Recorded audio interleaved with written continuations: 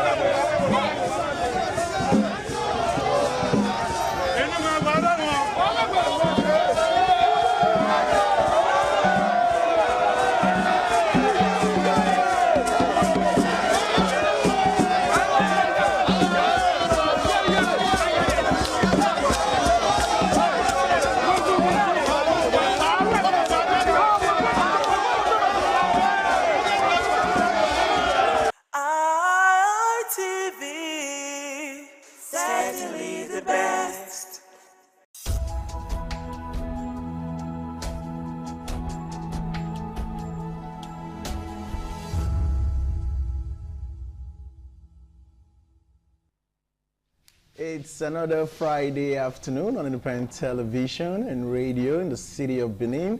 The program is Hitches and Voices. If you've been following this program, this is a program where we bring disability into the forefront as part of our national conversation. This program, Hitches and Voices, comes to you courtesy Network for the Advancement of People with Visible Disability, NAPVID. NAPVID is a non-governmental organization that is based here in Benin City that is advocating for the rights of persons with disability. Our sign language interpreter for today is Constance Olayinka Davis. And today on the program, I have a very interesting guest. But before I introduce my guest, my name is Kingsley Okoje, your anchor as usual. Like I said, my guest for today is a very interesting guest, one who has risen against all odds, one who described himself as a warrior. He has fought many battles, won the battles, and has won the war. He is a man who has a lot to say as far as the disability community is concerned when we talk about disability advocacy. So I don't waste your time. My guest is Uyi Efionayi. He is the Public Relations Officer, Nigeria Association of the Blind. Uyi is a tech enthusiast, and he's a man of many parts, like I said. Uyi, welcome to Hitches and Voices. Thank you for having me on this program. All right, welcome. I was delighted when I was told that you'll be a guest on our program today. Delighted for so many reasons. One, knowing that you are a man of many parts. First, you are a tech enthusiast. That's one area many people think what is a blind guy doing in tech? What does he know about tech? How does he interact with technology? You also delved into the world of theater as you took theater as a course of study in the University of Benin. That's one course many visually impaired persons run away from. And you also describe yourself as a sickle cell warrior. Tell us more about yourself. My name is Uyo Saifiona, as you rightly said. To summarize me, I'm that person that just keeps pushing. No matter what happens, I just keep pushing until my screen reader will tell me, this place we are going to, we can't get there. That's when I stop. Yeah. So you understand? So the goal is just to keep pushing, do not stop until you get what you want. All right, like I said, you're a man of many parts. Yes. A man who has seen it from both worlds. You are visually impaired. Yes. And at the same time, you are, I don't know if using the word sickle cell survivor is accurate, but you have conquered both worlds. Tell us about this journey. We don't say survivors because it's an ongoing journey as a sickle cell. So it's a warrior, it's a battle you keep fighting. Sickle cell dealt me a blow, and we are still wrestling. In 2007, that was when I had the crisis that I lost my sight. So it was like, what next? What's going to happen next? Because I remember when we went to the doctor was like, there's nothing we can do. My mom was crying. So what are we now going to do? What's the next step? The doctor was like, you go and teach him craft now. You go and be learning craft. My mom was like, my son, no, not craft. That was the doctor making just making a recommendation. So the best you can do is to learn craft. Craft, yes. So when we got home, my granddad, that's what's his name again? Frank Ogbomo. He was a principal at Iviore before he retired. So he told me that my journey is not going to end here. That I should not worry. That there's a school he knows for visually impaired persons. I said, so there's a school? He said, yes, I should not worry, that he will take me there. So in December 2007, that was when we went to school for the visually impaired at Iviore. Then they were at Iviore. Now they are now at Uwa. At Upper Uwa. Is it Upper Uwa? Yeah, Upper Uwa. Correct. Yeah, Upper Uwa. So we got there. I saw blind people and I was like, what is happening here? How is that? Because all I thought was, there's nothing more for me to achieve. My life is just over. But to God be the glory, it's been 19 years now, and I'm happy of where I am now. But if you told me as at 2007 that Uyosa, see the level you will go to, I would say it's a lie. I mean, listening to you and see how confident you are and how relaxed you are, is something to be excited about. Was there a point where you felt like, you know what, this is too much? I can't be battling sickle cell and at the same time confront the challenges that has to do with my visual impairment. Yeah, that's life. There are good times and there are bad times. But what I use in fighting the bad times are the good times. When my success, I remember when I went for theater art, got admission. Just went to I was doing departmental clearance and I was in the theater department. My HOD looked at me and said, go back to auditorium, tell them to take you to mass communication. Tell them to you can't do theater. And I was like, that is what I want to study. But my main reason for studying theater art was because of music, actually. But I didn't really get what I wanted. But the experience was very good, very good. All right, let's go to that conversation now. You studying theater art. A lot of people would think that theater is all about visuals. I mean, when you talk about theater art, you're talking about stage, you're talking about lighting, you're talking about all of those technicalities involved. But you've been through that. You've made us to realize that theater is much more than what we can visualize. Yes. Tell us about that. First thing I will say is theater art is a stage where everybody comes to act. the stage has dimensions, definitely. So it's for you to know, okay, I'm going to take 4 steps to the left. So definitely your stage manager is going to block you, going to tell you you're going to move left 4 steps, right 4 steps. That's just blocking in the sense of acting.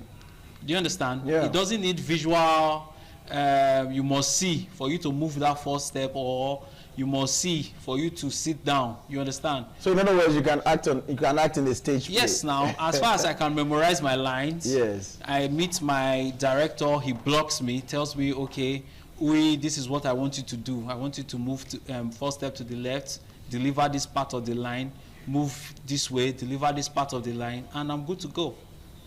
Fantastic. Yeah. I saw you made a post about people who wonder why visually impaired people go to the cinema. You know, you were trying to make a point that, you know, going to watch movies is much more than... Yeah, it's much more. It's what the truth is. When you are watching a movie, most times you are not focusing on what the actor is doing, except the action scenes. You understand, when the car explodes and all those big aesthetic things on the screen. But most time you are listening to the conversation. What is happening? What is this person saying? Do you understand? That is actually the movie. But if you just go to a movie, everybody is just walking around. It's no longer a movie. Do you understand? Yeah, I get the point. So for me, as a visually impaired person, if I have, because there's this new tech, should I call it? Yeah, it's tech. It's called audio description. What it does is, I'm sitting. The app will tell me Uyosa is sitting in the middle, Auntie Constance is on his left, and Mr. Kingsley is on his right. Do you understand? It has given me a visual of what is happening on the screen.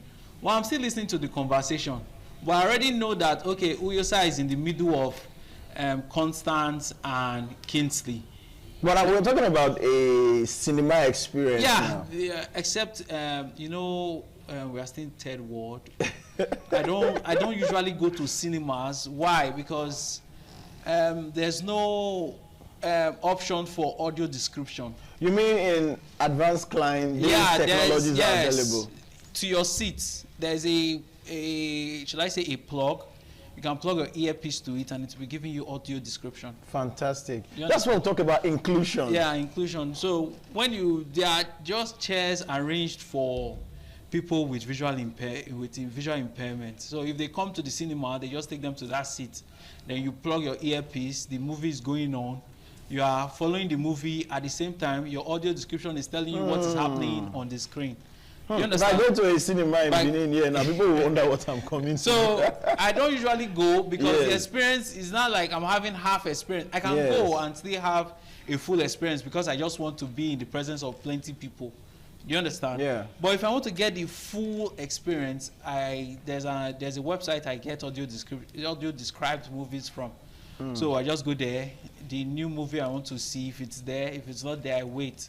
Okay, so from what you're saying, as a visually impaired person, we can have a movie experience with audio description. Yes, we can have a full movie experience with audio description. If I just finished seeing, what's the title of this movie? Predator, Badlands.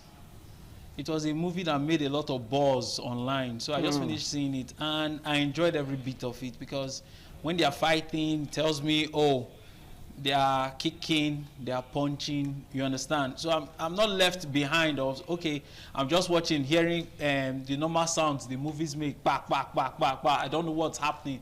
But the audio description tries to tell me, okay, this person punched this person kicked this person. Do you understand? So I'm not left behind in the experience. I'm carried along. All right, so what's the fascinating thing about technology for you? I mean, what's that technology experience you've encountered that made you feel like, wow, technology has not made me, you know, feel like I'm outside the world. I'm part of what's happening. I think the first experience I got when I had that experience is when I got my laptop. A regular laptop? A regular laptop. And I installed my screen reader and I started using it. And I'm like, I'm now in the 21st century. You understand? Yes. Because everything I want to do, I can do. if I want to tell my system to recognize a picture online, it will help me recognize it. To just tell me, okay, this is a group photo with 4 persons. This person is wearing blue. This person is wearing yellow. This person is wearing red. You understand? So that was when I had my first experience of like, wow, what is happening? What is going on? Yeah. Then to move it further is when I used AI. AI just made AI took it to another level. When AI like you can see. It was just like, what is happening? Like, I was working one day, so there was one app. I've forgotten the name of the app now. Because I had to uninstall it. I didn't have space for the app. So I just activated it and I pointed my camera around me. And it gave me a dimension of where I was. You understand? Yeah. As in, okay, like I was working at Wasota, for example. Told me, okay, I have a shop on the left. There's a gutter beside me. You understand? The main road is on my right. So I was just like, wow, what is happening? You understand? You know, and that's why if you go to the West, for instance, you see that the dependent level is very low. Because they can actually do a lot on their own. Yeah. So depending on sighted people is very limited over there. And there are actually policies that guide what they do. Do you understand? So for example now, if they are creating tech, for example, they have to check the accessibility. It's a must. Your site has to be accessible to everybody. As far as we'll go into tech design. You understand? And why tech design should be very inclusive. Yes. Because over there, while they are designing technology, they're also thinking inclusion. Inclusion. And other companies, third-party companies are also thinking, okay, what can I do to make this accessible? You understand? Right, all right. We'll go on a quick break now. It's been an interesting conversation with Uyi Ifeonyi, just sharing his world, his experience with us. Well, we are not done. We'll come back. The conversation continues. Don't forget, it's Hitches and Voices coming to you live on independent television and radio. We're broadcasting simultaneously. We'll go on this quick break now, and when we'll come back, we'll continue the conversation with Uyi.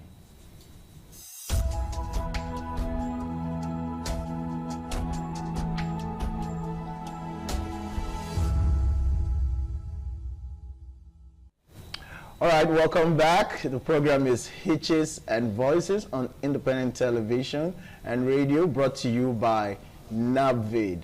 Uyi, we've been in your world, and it's been a fascinating world. You know, just discussing technology with you. I want to stay on that subject. How has technology impacted your life? I mean, you know, what difference has it made? It has made a lot of difference because I'm not employable.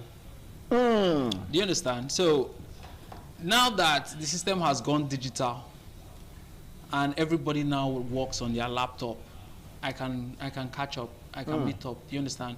I don't know. Yes, there are some drawbacks, but at a certain point, everything a sighted person can do on their laptop, I can do. Do you understand? Yeah. So now I'm employable. Unlike before, when, okay, a visually impaired person will be asking for a job, they will not ask him, what can you do? Do you understand? What can you do? But now, when you ask me what I can do, and I start listing them, you are the one that is not going to beg me that I should don't worry. Okay, I don't do. You understand? Because now, I'm now on a level with my counterparts. You understand? So everybody works on Microsoft Word. We can use Microsoft Word. So technology is like a bridge. It's like a leveler. Yes, it's a leveler. It's a leveler, especially when we have our screen readers. Let me talk on screen readers for a little bit, please. Just permit me. Screen readers are text to speech. What they do is everything that is text on the system, they turn it to speech for us to hear. Do you understand? Yeah, but still, let me stay on that subject. I would like to hear from you. What's the fascinating thing you've heard from people when you interact with your system, either with your laptop or with your phone? Mostly surprise. Tell me some of the ridiculous things you've heard. It's mostly surprise. They'll be like, you know, you're not blind. They see you, they pretend. You know what's fascinating for me? Yeah. Maybe I'm chatting with somebody on WhatsApp, and this person is asking me, how you did they chat me?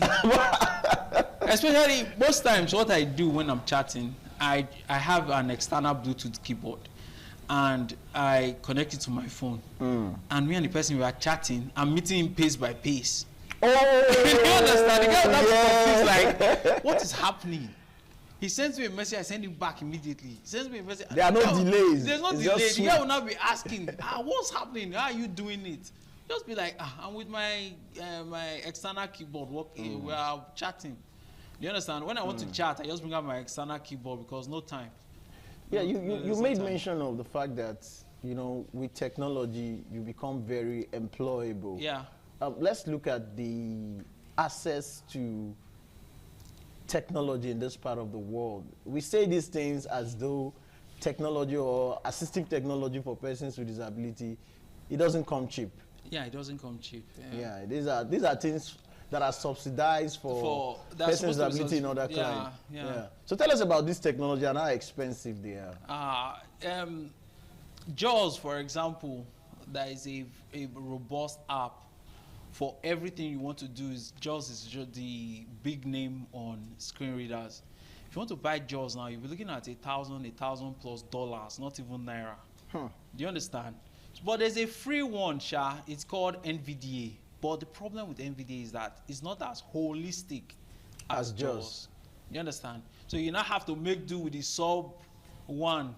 Do you understand? The NVDA, because that's what mostly all of us we are using. You understand? Because we can't afford JAWS. Because the naira to dollar rate now is, last time I checked, was 1,004. So let's just say maybe JAWS is $1,000. So 1,4 times 1,000, that's about 1 point something million. You understand? So these apps are very expensive. I saw a Braille refresher. Yeah, a Braille refresher. Convert also text to Braille. To Braille, yeah.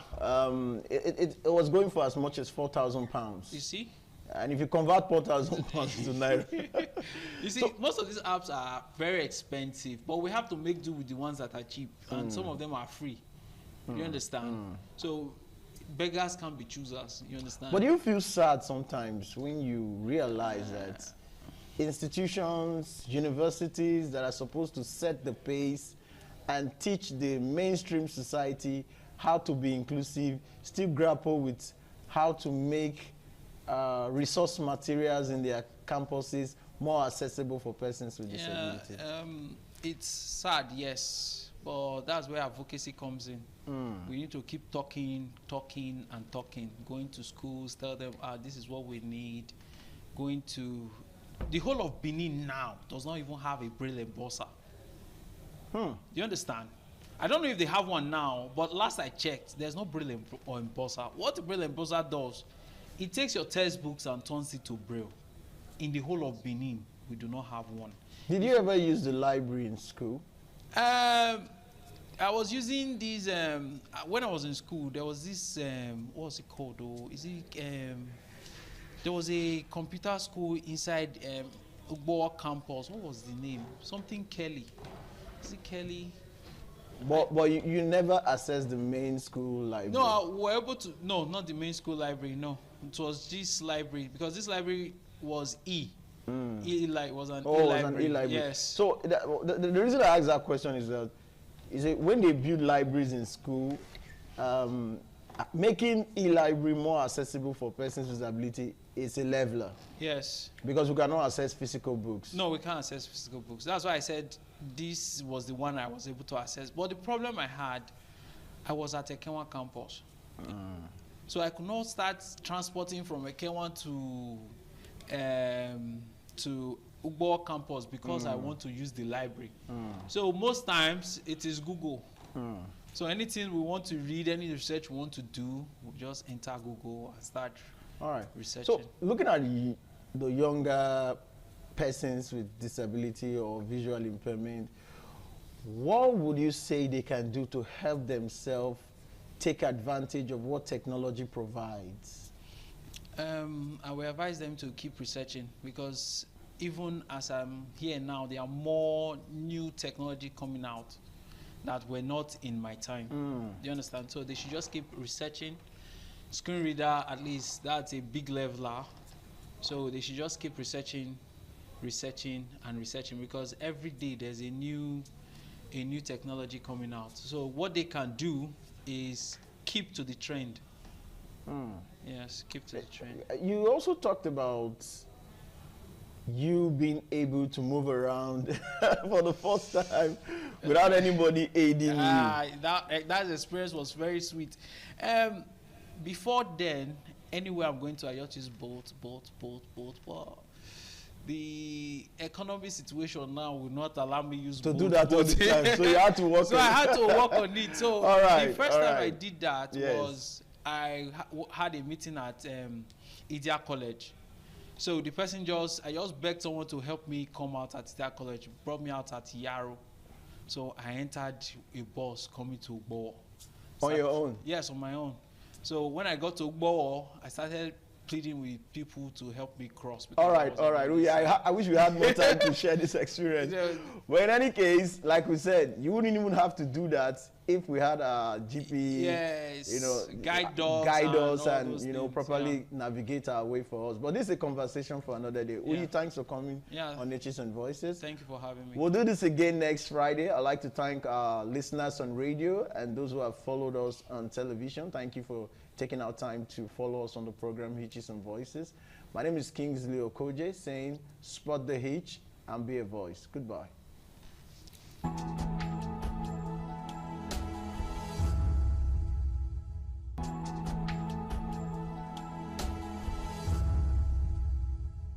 ITV, certainly the best.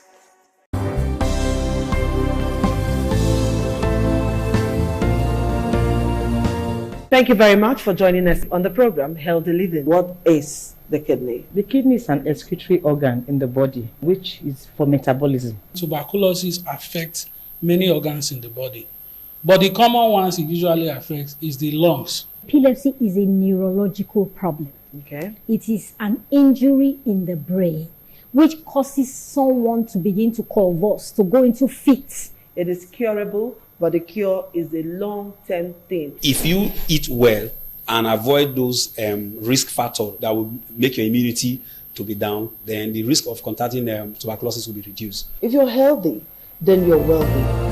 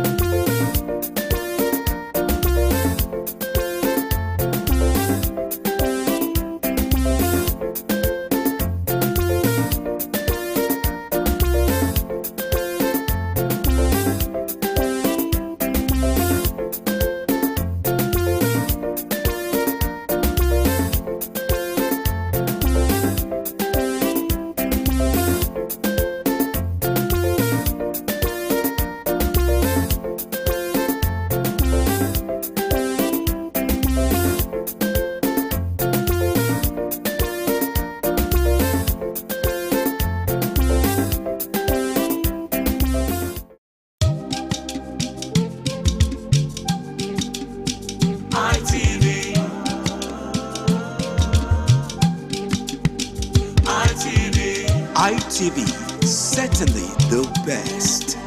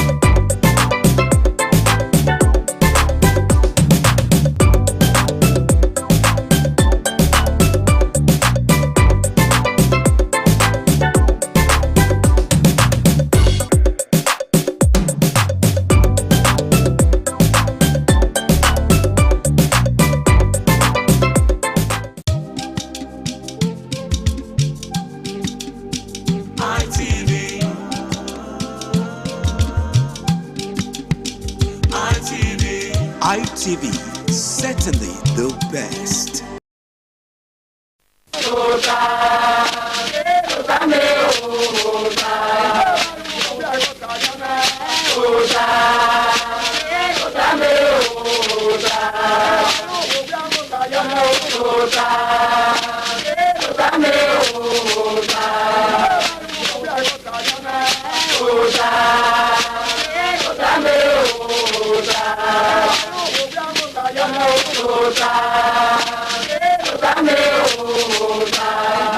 Waya bota now. Ugi bota we say niwa. Na ya fere bahabe uza no gbera. Magwa ka ehun. Mana terun wa dole bo na yi. Solobo no gla owo. Ma ya fe na nirun. Na ma la o da o. Owo wa ri ma. Owe ewo idun ni ma ye. Ewo ni ma na nirun. Eni ma nirun ge no salobo la no ge ase ni ma ya fe. Oba to pe se anyway then na mala ma agwa kan ihe wo ihe bi ha kinewo wo kine owa ni maye ihe so ba na gihe mu maria iru ni manano ya na ogbo egwa ye be na de na ode wa go teme Victor Bizugbe de na wo de na wo zamu wa ya bitoto asika pa ti wo wa ni wa gbe okuto ni wa dan he eri na kan gwa hu da na tere ma Wẹ́rẹ́ àwọn ẹ̀rọ ló yá àárọ̀ èmi ló yá lòdẹ́ ọba àtọ́pẹ́ yìí. Iṣẹ́ ọ̀rẹ́ wa ọ̀tẹ̀ pásítọ̀ Hunamure. Ìwé ẹ̀dùnọ́gùn mi wà bí ní ẹ̀ka yìí fún ibùsọ̀ àbàgọ̀ ẹ̀yàrọ̀ wà bí dàn yìí ọ̀sà ọ̀bọ̀ ẹ̀gì màmí òkú yẹn rẹ̀ gbé o ọba àtọ́pẹ́ yìí. Iṣẹ́ ìyẹn mẹ́ ọ̀sà ọ̀bọ̀ sẹ́yìn jẹ́ inú yẹn o lórí ẹ̀dọ̀bá yọ̀ọ́kọ́ àwọn ẹ̀dọ̀ yàfẹ́ ẹ̀ náà bẹ̀ ọ̀ká ẹ̀gbọ́n ilẹ̀ yàfẹ́ mẹ́rẹ́gì òtú wáyà sábàánù la ọ̀nà mọ́kù yẹn rìnrìn ẹ̀dọ́ yàfẹ́ ọba àtọ́pẹ́ ẹ̀tọ́ nìkan ìhẹ́n ìrìnàkín ìmáyẹn ó ní èbòtẹ̀ kọ́s ẹ̀ má ẹ̀ nà tiẹ̀ n'obi ọ̀ma ẹ̀ nà tiẹ̀ n'ẹ̀wọ̀ ẹ̀ nà gúvẹ́ ẹ̀ nà tamọ̀ yà tìyẹn yọ gbẹ̀lùwẹ̀ náà ẹ̀ wọ̀ wẹ̀mí ni wọ̀ náà wà yà tìyẹn yọ ìhẹ́n ni ọ̀rìà ni. Ihe dole mi yi so pa we we keni na dole mi yi oda wo emu he yi mi no ma ye yo bo kan o ha jo ma ri ra o ha jo wa mu o dole yi won ye kakabo keni na dole mi yi ni we ya ri e we ni no nya e mo na ri won ihe ni ogbo wa ni ni wa o te me Victor Bizugbe ihe o ye no manora na tie ye wo no la ihe na tie ye wo ugbe nwan ne ban na we ihe agbada no mo le vano o ga gbe wo bona o gbe wo bona pa so pa ihe no mo ye gbe vio ihe keke be bo o pa yan kin ti an ju fi kian ebi ga sono ma uti hen yo waru da gu ti hen ye mi no me ya rie me we emi ni o bo mo abe ero emi na ogwe o kaka bo yibo dai ihe o wa nwe na obun ma me we ewo no ma hen emi na ye no de o na dagme do won no roto temi na ati hen yo o gwa ma na hen o na ye no uligi aro to tonu na ati hen yo ewo na ayeke ihe awe muladia we e won na we na we na ga hien na ga hin si na ga temu ni giro to to ason ya yaro avan yaro do wo bi amase ti awe amu yo ma be obo ati hen yo e ba ni hen na so agbo ma dole mi iyi so pon awon no we na ga gien agi vio èmi ni weru ne abebi kunuru were ugo re no usie gburu wa ayamu here okeki oho ema ihe ni are ologo owo ago bi oyi ni aye temtem ni awulo popo hu ni ihe na tie ne hin awe no ya ra na ya kokin ani ogbin ani o si oba to pe ise ma yibu wedi o te pastor ihe me we zebe omusa loboa ebi no movement we ya gwani ihe no na te Bible ihe no so ero gbesonia a record I view gunda dia be we e Bible wa fe ohun e fe ba pe ya gi ogbeso muda edigun opa we e Bible ihe no e Bible no ote domono wa talk me edono pe wo won tare magwa kana no da e ma na oyi ihe ke we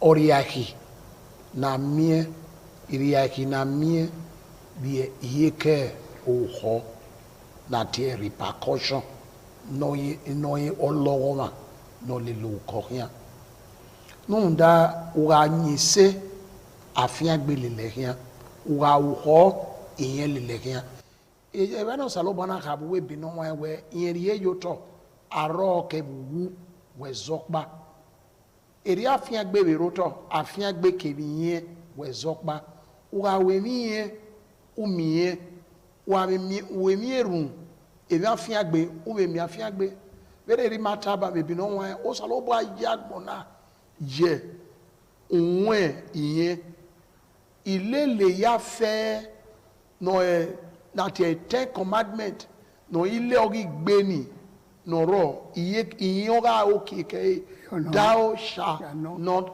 kill ugagi kill ne oni uriye abiye okike ema we no ti me ka e ba no ha we emi na ko aro ayiso emi wa akoro ema yo bo ma ko aro wa kini ete egbo ma odeno do zori egbo ma wa lelu obo ni oyiwe na ge benu tai ba ge no tolo ma gbe na te irepe wa fi ewugbo una finri eso wo mana kan ya tun mu won irepe oreba obe bome nyawe obo na ebe tolo we be dubro bo yege mi sunu da we o sika muene eriye mi iyeki o eze po ye ne gbe fia we ken we won we tolo ano we ya tolo nu ya ewu egbe ya ne inwina rene egbe ya tolo wa ne o wa ni ye ma eveil e ameve la ko wa wo ye ga so agripa aso be na irepe ya ba e ya gon samoyo egbe ne eriye mi iyeki we ga wene ni ozetigari eniyan mo okeke ma nu da iyen tosio makoto iyen oyo ma mita iyen ogbo ma di neyimi iyen osio logo ma yo ma gbe dopa emi opa no gire egbi yen e ma ni bunro emi we lagbera ni o ba ge mi yen no unda so pa je mi fe newe ewe urawe urai uriene ewona ugawe uriene be no be aye we be no wa ege ke na gbotion ege ebe ye na bom egboa ona wo mo pa ma de yin unda era ro wa yero wa ye gi kia o salo wo do no dege ni ro pa ma ri egbe la na ona tie ege eke o gi gba odu ona we ha ona wo ye no sa oba tie we ona we bo ni akinu wo we mi ya ona wo ton wo no pe na tie ebe o wo yo maka gba o ebe yo maka beri e o boje o e dado o kin oge iyen ne ogbugbo yin ebe iyen no ge oso won na we ya boy ka be lodo pa ona we wa we we ma me ni we ona wo ma iye we ni ka ma na we iyen enu baba iyen de nu aduza ona we esagion tun enu to mi ovie buye ga de ne ona we gin ta ma wona we ebe bo akiyan ona we nda ebe akporu edi lo wa ona we iyen ro e dagbon ne no ri mi o kan afiru gbegbo ekan awa uwe la ma wa ma be la wo wa u sa me no ma won ma be nwa me no ko bo were ona ti ona de ne aba we gbe mi ade ke to afie de ne na unda ori yen ne o sa no go do ati yen wa gbo ma u ya ya zero u gbe emufua o u gbe emufieze o we ga o ga ma mi no dere we iyen ni de o ga logo ma ni emi ese ezo oba atokpe ise anyway what dan matana wani gbama wadan matana wano gbera gbiye wadan matana uvara ko oyue akara ni yue abio ugbawani aweno gbawawewa uyari azen igo umekena fe umekena bowa umekena himoto ihe nihi ọwa no nyami nu we yari o be tie we ihe ma won ebedo awe bo yaro awe bo ni na ya meti abege no yo amu wa we aya tie bo na yo we no fiaye okwa he isago eya bo ya fe ni redo ima awe bo ni no mekena no yo amu wa no so kwa no wo ko we nu mana ze da ya we bo una tie keka tie ni oso wa ni gbe ihe ni oso wa ni oso gbe ihe omo wiria ihe owa egene de ben mawe una gbuhun ogede mu yoto o ze ka yebe umunya ekeni nu weze yo ni ihe no owa we na se wona mo wede ni ihe ni gbe okike po ke wu so pa na ye na ihe ile loweke oweke aru ihe no o even weta una tie no wa na wo ko dawe ihe ni o le le se kinu riase ihe ni wa ima ho na mi gbeso we e wa ni gba ori ma ni age tie ni ma wa mi na ye na ni ya zere we ne oba ma ye ni awe ejo we awe awo kagele tai yin afi he so pa kagele so yin tie kwaro awo wori eni efe yo eni efe bu veni inu aru odo fie wori ye la to ma gwebo teleyi awe no jon we wo pa ihin to ori ye fie po benu we be hin ma se awe no ma ko se de ye gwa o ma da ro ba o ma da ro wo we o la to ma be wa vi osisi ai agun akon ai mi ai ko kuli akwa webo bo so po we wo ni o we bo he aye ekere ni ga vi ese ebo bo we de ebo de na aduwa edolo pe o hun da we emi ni he ki o yin mata na we ma no ma ri he o te bisugbe ihe mami na wa gwa na ihe na wa ha na asubo ye gbe ihe oyere no ha mo ma gbe ye fi igbera wu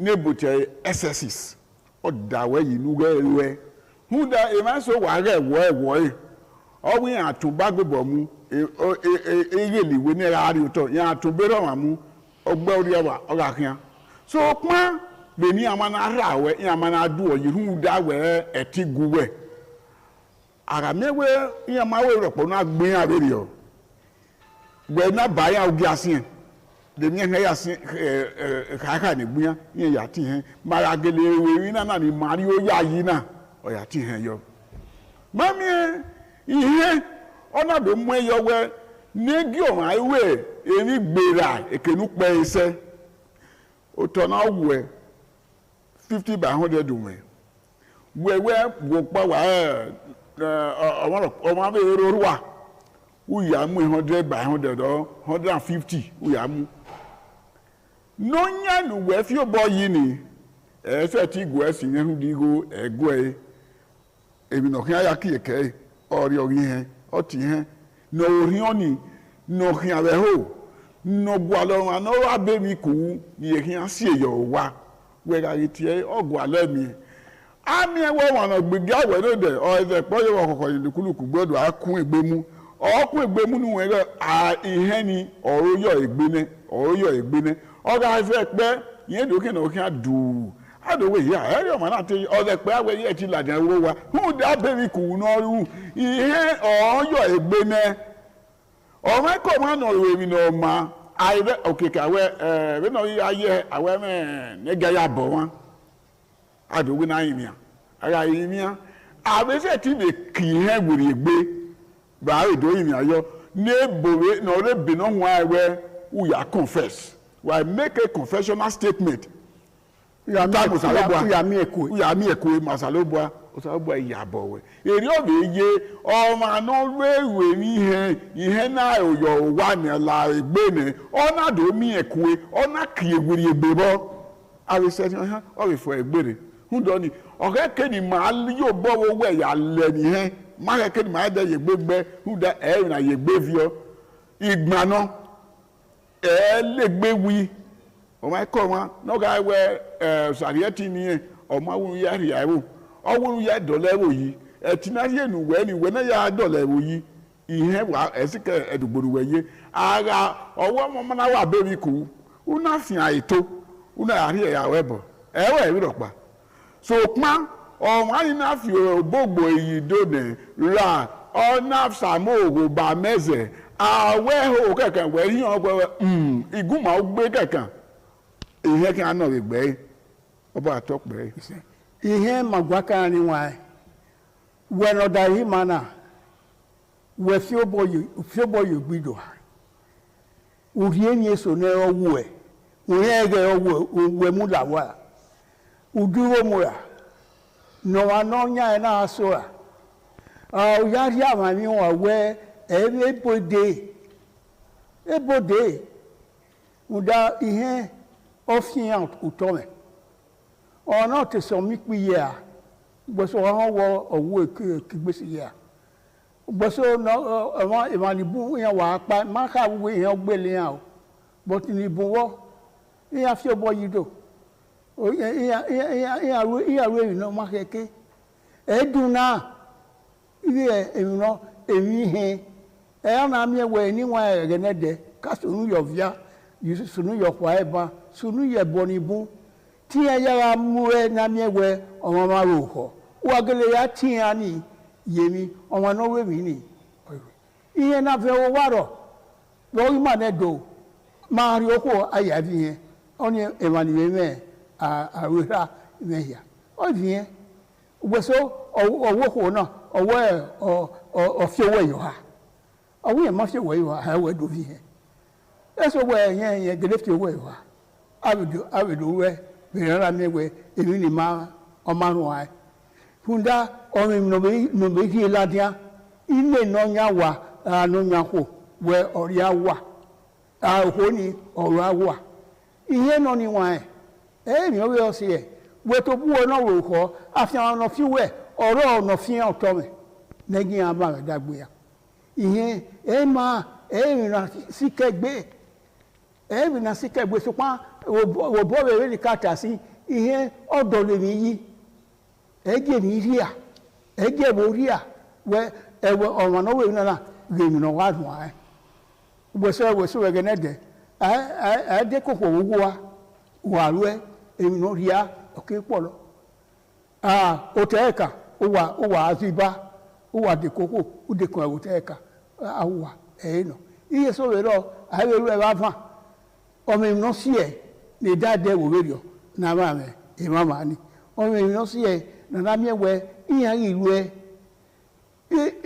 ilele na te lo uhi awa ihe e lohi thou shall not kill thou shall not steal ye gbodo yi o bible ni we tara ni wa ihe e no udadu hi ne dado elele bewo ke na lele court ke na lele wo wa ke na lele awerima ke na ege baba ho emi nu na ema una we won ni ugbo me na agbeyo oro so pon ri yen ugu emi ame yen ni mo so bo no mi mafa no mi emo ni ma bi afa wo te awa ke yen o tan e pastor domo onana e bone no wa iwe do wa mi na ya na na de sino kan me yen ìyẹn mi no mo ka ma en wekin mi ra no ma e gbo o zebo ma na gbo bi e do pàtàkì ni wekin no ye mi no me mo awe ko won we eni kemi na agbon na na me ero wa we mi esi ero wa we dan ero emi yen na esoro na tie o sanowo do ayagbon ona ye yunwe erun ohun afian gbe ona be je yunwe iyen nuwe kenu yime ko yime nuwu yin okeke ole lomani uga nyise afiangbe buwede wa be nyonge da una te iyeni obi bo mande usalobo atai ebi no wa wi ye yoto aro kebu owezokpa yemeji yoto afiangbe kebiye wezokpa nunda emi no ma ko oro iye soro na tie no ma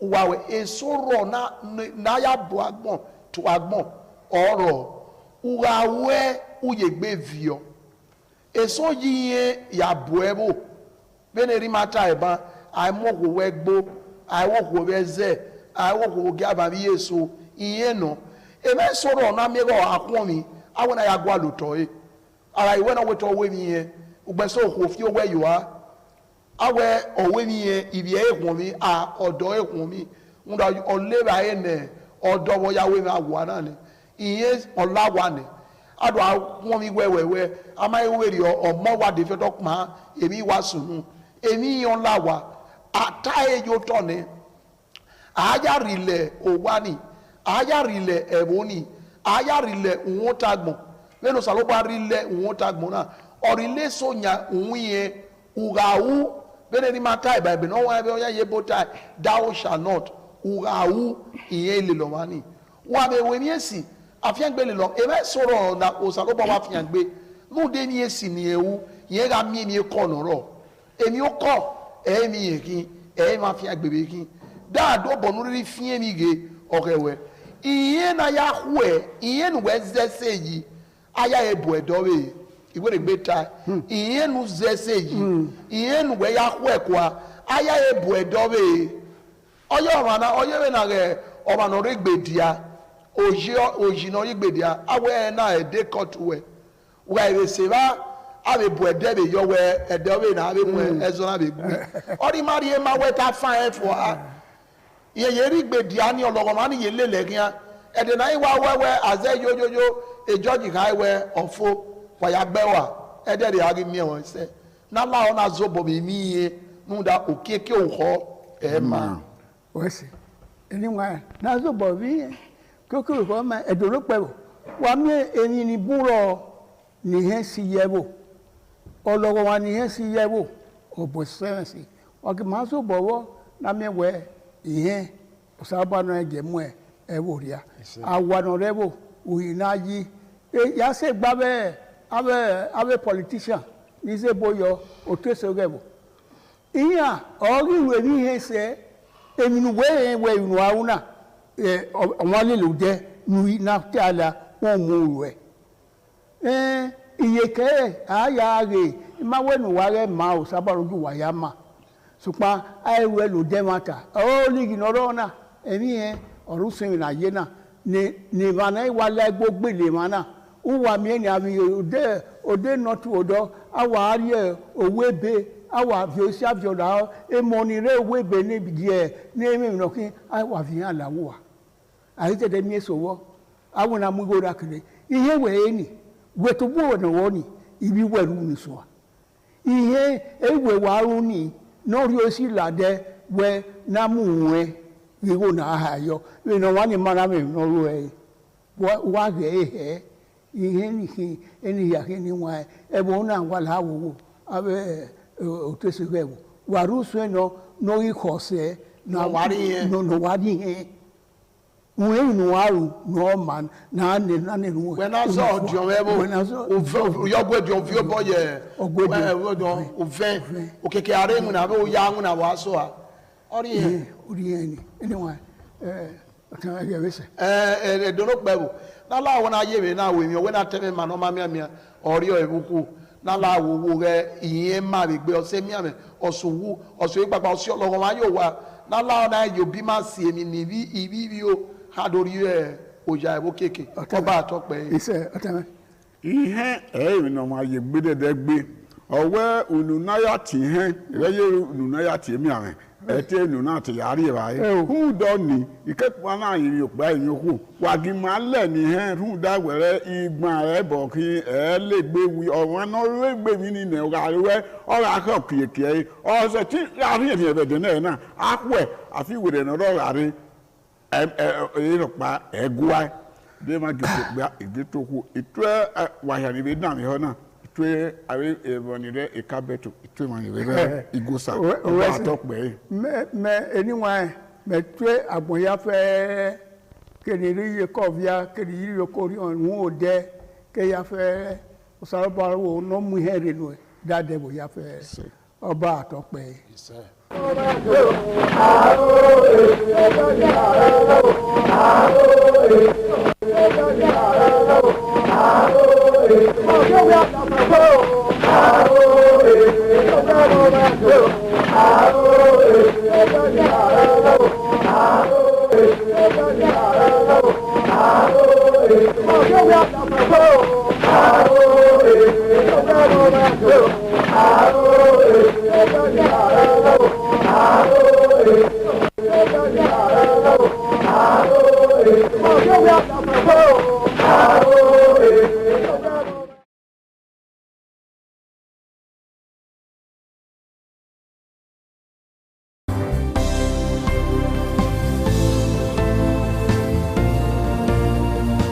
Thank you very much for joining us on the program, Healthy Living. What is the kidney? The kidney is an excretory organ in the body, which is for metabolism. Tuberculosis affects many organs in the body, but the common ones it usually affects is the lungs. Epilepsy is a neurological problem. Okay. It is an injury in the brain which causes someone to begin to convulse, to go into fits. It is curable, but the cure is a long-term thing. If you eat well and avoid those risk factors that will make your immunity to be down, then the risk of contracting tuberculosis will be reduced. If you're healthy, then you're wealthy.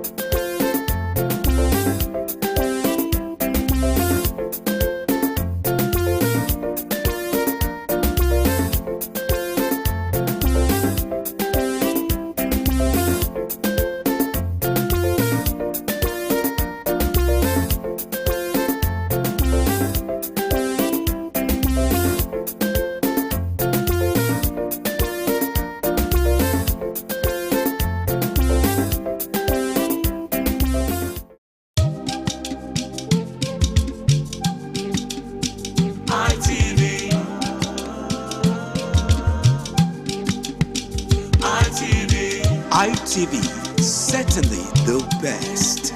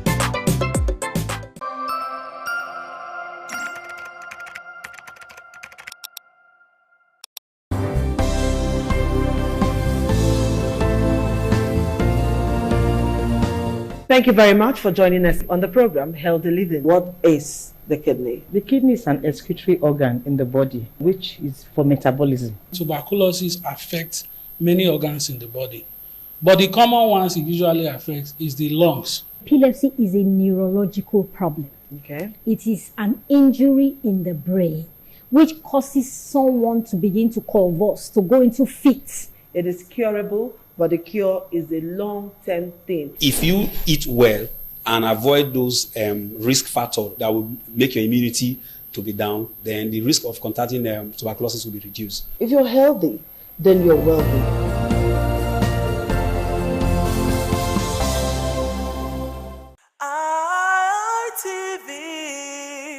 Certainly the best.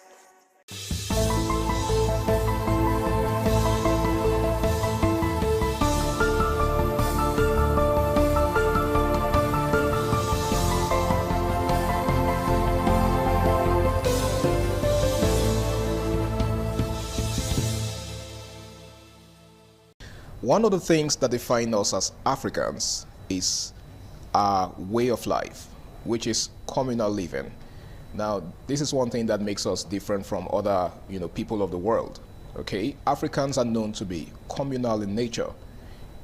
We have always believed in doing things together rather than an individualistic way of life. Okay, so to the average African, we don't exist alone.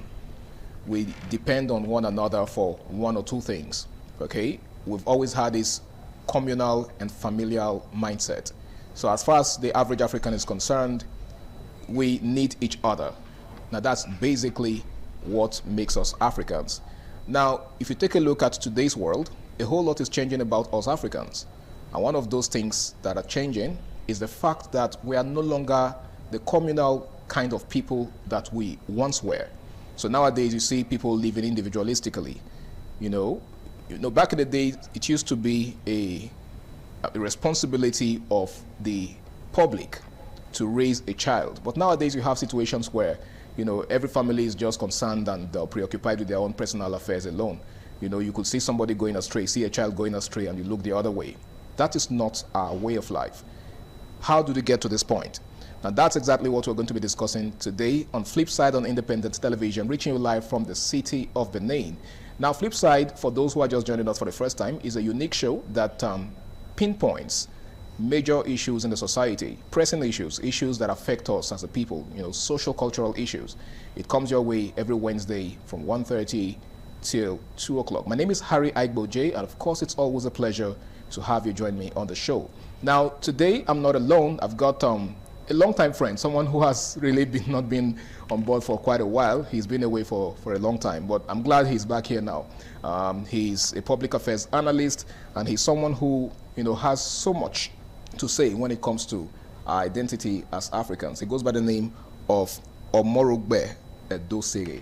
Welcome on board, sir. Thank you so much. Nice being here. It's nice to have you on the show. Same here. All right, so we have a very interesting topic today: the declining culture of communal living in the African society. Now, in opening, I said that one of the things that define us as Africans is our communal mindset as against the individualistic way of doing things. The Western society is not exactly like us. True. Okay, in the West, you could see something going wrong and just decide to mind your business because of what it might lead to, right? You could get in trouble just trying to look out for someone. Mm-hmm. As far as the law is concerned, you are trespassing. So the law comes first before humanity, so to speak. But in Africa, it's a different ballgame entirely. It's everybody, one person's business is everybody's business, or should I say was everybody's business. But today, it seems to be a different ballgame because, everyone seems to be moving, in the direction of individualistic living. What do you think is responsible for this? Let's begin from there. Yeah, thank you. What I think is responsible is the fact that the Western culture has gradually crept in, and many Africans have started to adopt the Western culture of doing things, and that has made the communal way we live as Africans to be neglected. So you don't find that again, because before now, if you see two persons fighting, that innate part of you, in fact, in you, you just have to run and stop it and find out what happened and ensure that they are okay and that they settle in that instant and become friends and everybody goes their separate ways. Yeah. But now it is not like that anymore, you know. And there are several things in the Western culture. When you have parents who are aged, it's actually from them we hear the term elderly people's home. We've never had that in it's Africa. Alien to us. It's very alien to us. We have our grandparents who become resource persons for the family. They become like libraries. Our children can go to hear stories, stories from, learn things from, know history. You could get historical information that are not written in several books from our grandparents, from their one-on-one experience that they had. From their wealth of knowledge. Wealth of knowledge, and from the same information passed down to them from their forefathers. So we had this rich relationship with our grandparents, great-grandparents, and we celebrated them. And with all the other elderly people as well, yes, with all elderly people. You know, they also had their own age group, because every age group comes and advances. We had that. But now, the Western culture do not have that. They don't have that. They don't look out for one another like we do in Africa. They don't. All right, thank you so much, Omorugbe. That was a very good way to kickstart. Well, in case you just joined us, it's Flip Side on Independent Television. Now, I have another guest joining me, but that will be right after this break. Please stay tuned. All right, welcome back. It's still Flip Side on Independent Television, and we have joining us right now someone who happens to be a public affairs analyst as well, and of course a historian. He goes by the name of Mr. Foster Iyamu. Welcome on board, sir. Good afternoon, Mr. Harry. Good afternoon, sir. All right, so we are discussing the declining culture of communal living in the African society. So what does communal living mean to you within the context of African society? Before I talk of communal living, we have to first of all look at the word communal. What does the word communal mean? Communal as a word is gotten from a Latin word called communis, which in English means common. So when you are now talking of communal, it best describes the things used or shared by members of a group of people. Therefore, communal living entails the sharing of living space, sharing of resources, as well as collective responsibilities in a given community. Okay. And communal living transcends individual interests. Rather, it prioritizes collective interest of the community, such that everybody puts hands together for moving the community, towards moving the community forward. Okay. What happens to one happens to all. The business of one is the business of all. So it's all for one and one for all? Yeah, all for one for all. That is why those days, I remember when we were growing up, still in the primary school in those days, you come back from school, your parents are not at home. Your next neighbor or the next neighbor to your parents will take you in, to the extent of even giving you food to eat. While you await the return Where you are await the return of your parents. It becomes the responsibility of that neighbor to look after you in the absence of your parents. Very true. But today it is not like that. It's a different ballgame. So that is what community living entails in the African context. All right, thank you so much, Mr. Foster. Now, how did communal living shape our mindset or shape our identity as Africans in the pre-colonial times, Mr. Omorugbe? It gave us a very good sense of belonging.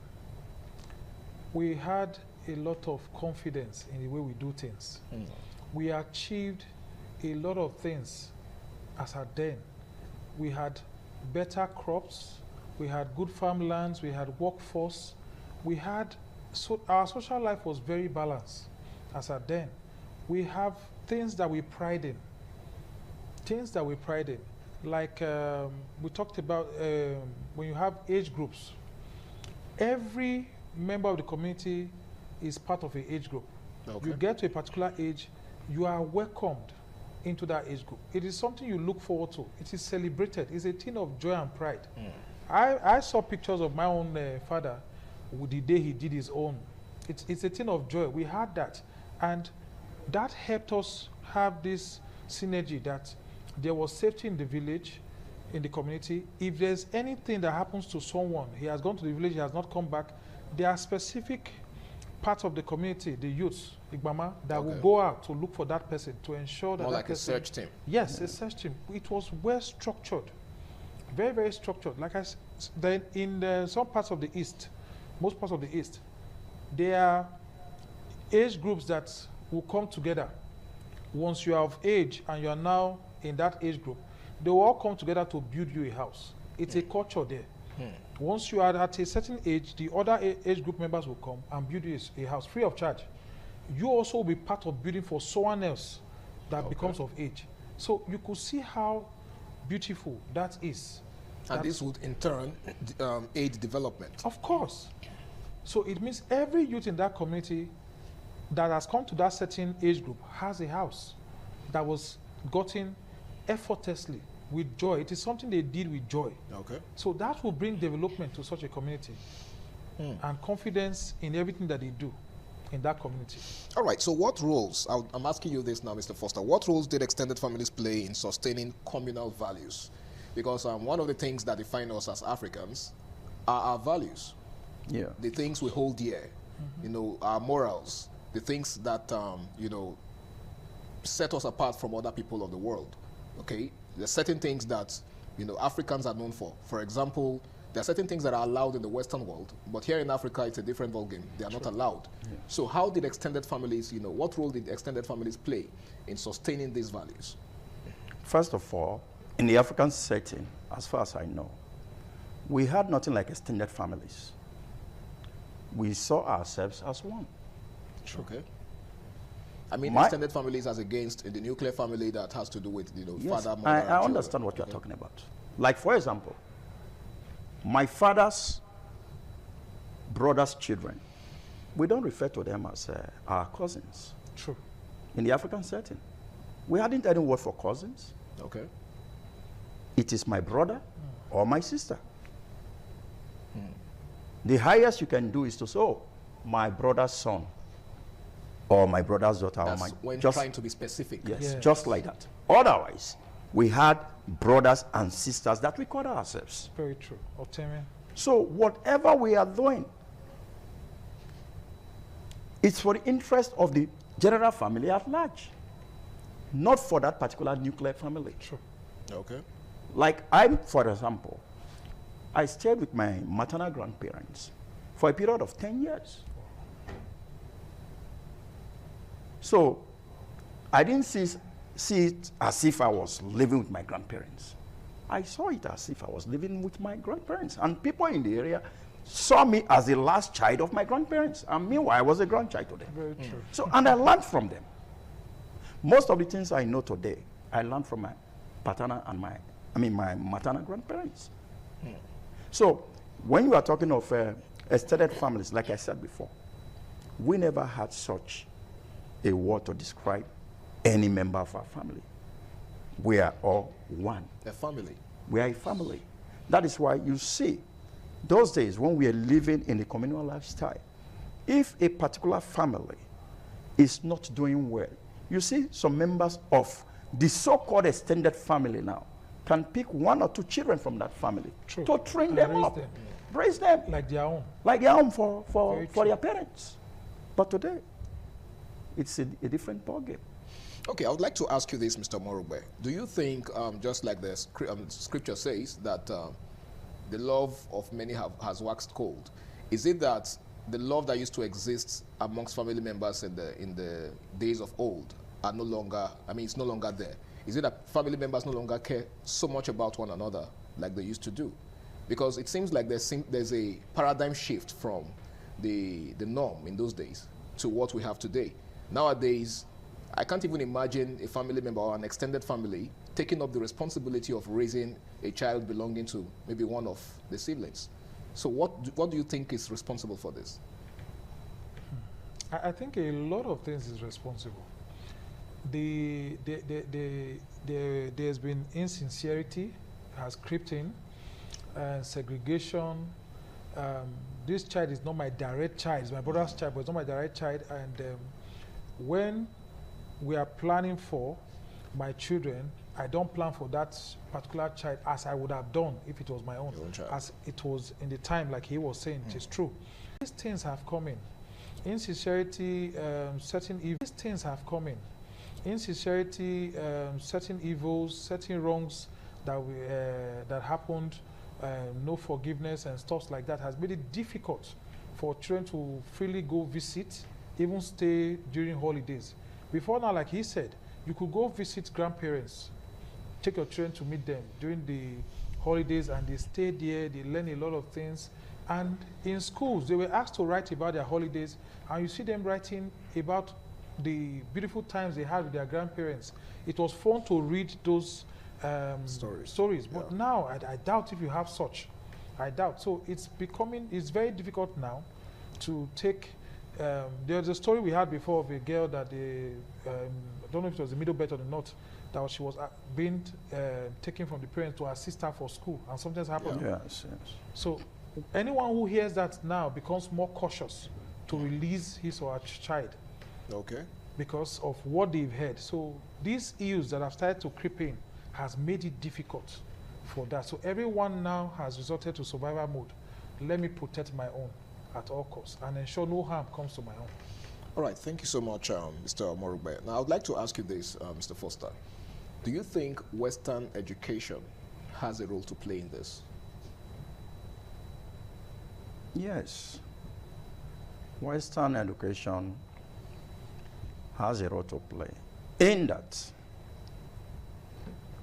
before the advent of the Europeans in this part of Africa, we had our own, I would call it formal education, because we were tutored by our parents, by our neighbors, and the environment we grew up in. Did you call that formal education or informal? I would call it a formal education because it was our own system of education. Yeah. So the white man's education to me cannot supersede my own system of education because I learned so many things from my own system of education while growing up. So before this time, we were self-sufficient. Very true. Whatever we have,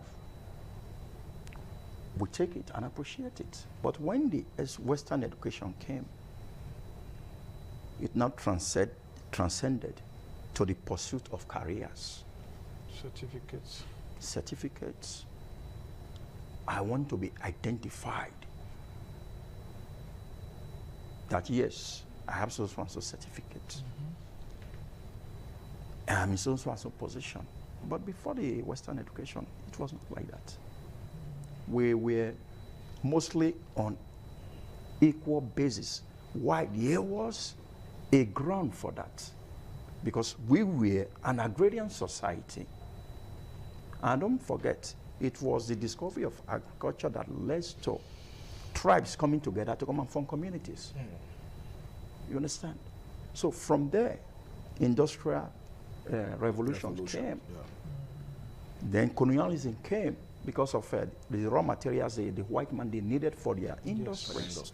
From there, they brought their... I guess that was how the Berlin Conference came about. Yes, the Berlin Conference of 1884 to 1895 had to do with the partitioning of Africa, whereby various colonial groups will not interfere with the activities of other boundaries that their neighbors are colonizing. You understand? So Western education has done a lot. And even today, just look at us. You see somebody now will proudly tell you that he cannot speak his or her language with pride. But the person will tell you that he or she can speak English very well. Some of us will be speaking English. The Englishman will keep the dictionary close to him or her, close to him, to know what the person is saying. You know, we started pursuing careers and neglecting our own way of life. I've always told people, whether we like it or not, even if you go and reside in a white man's land, you give birth to your children there, there is one thing that you always have, you should have at the back of your mind. A time will come, they will refer to your child, an American or a Briton with a Nigerian what? Descent. If it is so long, they will say a Nigerian ancestry. They will still refer back to your roots. Okay. Western education has done good for us. It has also done a lot of evil to our society. All right. All right. Thank you so much, Mr. Foster. I actually do like the direction you took us in, because, you know, it's hard to see Western education in that light, because it's, to us, the best thing that has happened to us since sliced bread, right? But, you know, the fact that it seems to have stolen our identity from us, to the point where we now want to identify with, you know, the white people much more than we identify with our roots. Yes. Is a problem in itself. Well, it's still Flipside on independent television, and we're discussing the decline of communal living in African society. We shall be going on another break. The program continues afterwards. Please stay tuned. All right, welcome back. It's still Flipside on independent television. We're discussing the decline of communal living in African societies. Now, there's this burning question that I would like to pose to you, Mr. Edosei. How has, you know, should I call it economic hardship now, affected people's willingness to support communal living in Africa? Because you made mention earlier of how societies in those days, or should I say families in those days, didn't care much about individualistic, you know, should I say parenting. Yes. The family, an extended family could just see a particular member of a family belonging to maybe one of theirs and decide to, you know, train them in school or, you know, sponsor them through anything. But nowadays it's a different ballgame. Don't you think that has a whole lot to do with economic hardship? Of course it does. When you can't afford to raise your own children comfortably, you can't add to it, even though you may have the heart to want to assist. Yeah. If the economic hardship is so much that you can't afford 3 square meters, you won't be willing to bring someone's child to add to.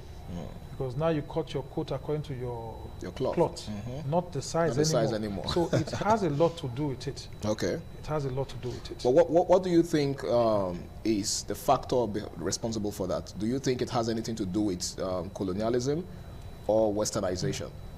Yes, I think it has to do with both of them, because before we were colonized, we were self-sufficient. We had everything going smoothly for us. We had a trade by barter, where you farm certain crops, I do, and then we meet at a particular day where we exchange this, and we had methods for exchanging this. And it worked very well for us. But the introduction of cash became an issue. Okay. Paper notes that are printed, not even gold per se, but paper notes that are printed.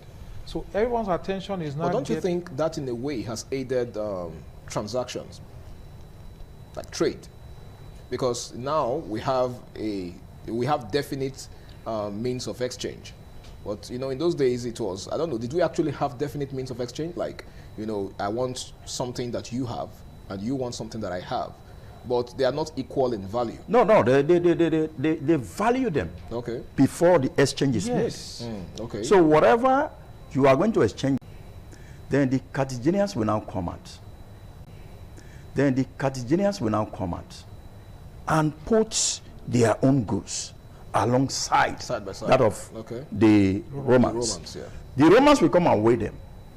If they are not proportionate to what they brought, they will go back to their ship. Then the Carthaginians will come and add to it until the Romans now collect them. It means it's balanced. It is balanced. So that understanding was there. Yes. Okay. So whatever we went through as communal societies those days, even the white men, they went through them as well. Otherwise, where did the word communal come from? Anything that does not exist does not have a name. True. So if communalism or communal living did not exist in the Western world before this, our modern day society, the word communal wouldn't have been there. Sure. Talk more of adding living, attaching living to it. All right. Thank you so much, Mr. Foster. Now, I would like to ask you this, of course, still in line with the question I asked earlier. Has migration affected us in any way? Because nowadays we have lots of Africans jetting out of the shores of the country for greener pastures. Now, some of these people come back with the mindset of the Westerners. Okay, so do you think this also has a role to play in it? Yes. Now, migration in the first place has both affected us positively and negatively. Let me first of all address the positive side. Migration is one of the essence of our modern day development, both infrastructurally and technologically. Because if you go to this area those days, they were not part of Benin City. True. Oh, really? Yes, Iguosa happens to be a village of its own. Even Uselu happens to be a village of its own. Outside the moat. From 5 Junction upwards, that is where you call Benin. From 5 Junction down to this way, they are villages of their own. Very true. Autonomous villages. Autonomous villages, but paying homage to the Oba of Benin. Palace, okay. You understand? So you see the kind of houses we now, modern day houses, we now find in Iguosa now. So as a result of those that migrated out of the country, let me put it that way, to come and redefine the kind of structures that we are now seeing. Yes. But negatively, those that are supposed to impact our societies positively with what they have in them, they are all using them in the white man's land.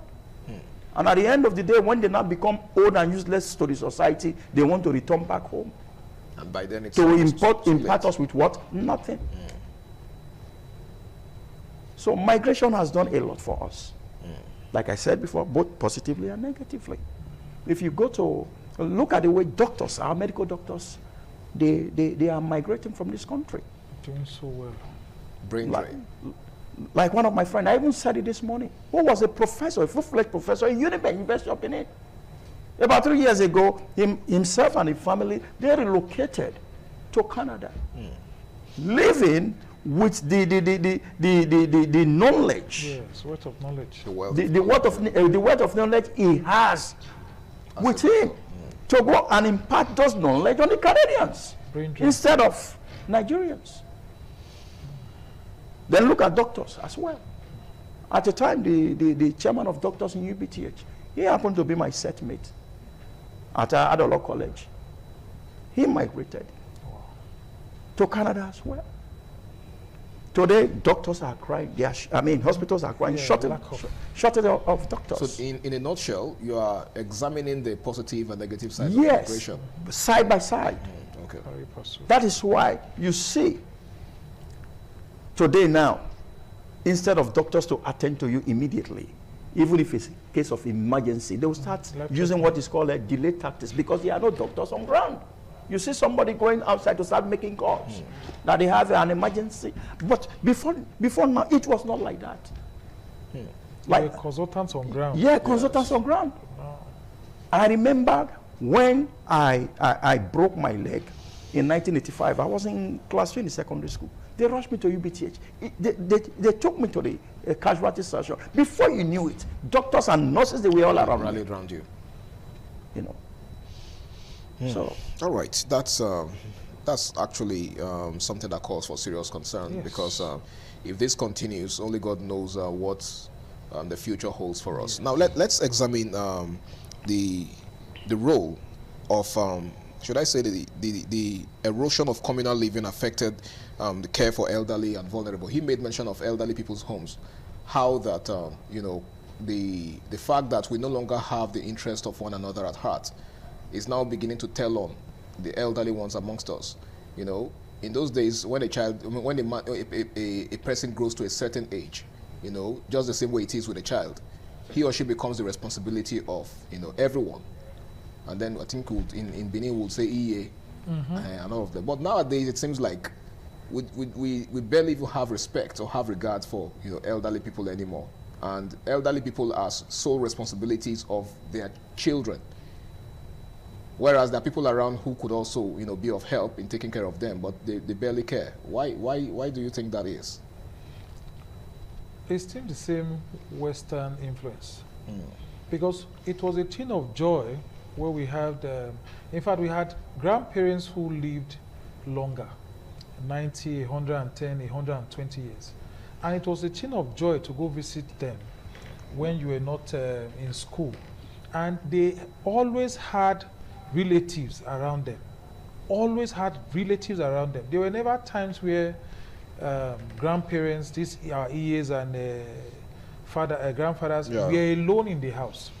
There was always a nephew, a cousin, a grandchild, great-grandchild that was always with them. There were even some that were assigned to them to ensure that anywhere they will need to go to, it goes with them. So either when they want to go to the market, it's carrying the bag and following the EA. We had that well and good. But now with this Western influence, most people don't go to visit their parents anymore, their grandparents, they just leave them there. And you see them alone. And then, if you move around Benin, in some places you see some elderly people's home now. We never had this before. So, but now it means people are some people are now tired of their grandparents that the other would just put them in a home, like they see from the western part, and then send money and leave them. No. There were times they would tell our children stories. There are times they would caution us. They would talk about certain things about the tradition and culture and tell you, oh no, this is the way this should be done. You meet them as libraries. They had wealth of information they will pass to you, and they will let you know certain information. I had an uncle that could tell almost everybody's age and the scenario regarding their births. The day they gave birth to them, was it on a sunny day, was it in the afternoon? He knew this information, and it helps us. It helped us. Now that he has passed on, we don't even know at times who is senior to who. Yes. And there's nobody to tell us that. No. So it has not helped us in that light at all. We had a rich culture, a rich family value amongst ourselves as a whole family, not as this one brother, like he said. It was seen as a whole big family. And then when that family name is mentioned, everybody can identify as, oh, okay, this guy is from this family. And they know the strength of that family. And that's how it is seen. It is not said that, oh, he's the son of this, of that family. No. It's just, okay, he's from this family. So that's the way it is. So I wish we could have that again. We start rebuilding it. And even our grandparents then would teach our children better ways to speak this language, deep ways, deep parts of the language. Communicating. And that has helped a lot. When they see or they travel or they're in their space, they could communicate better.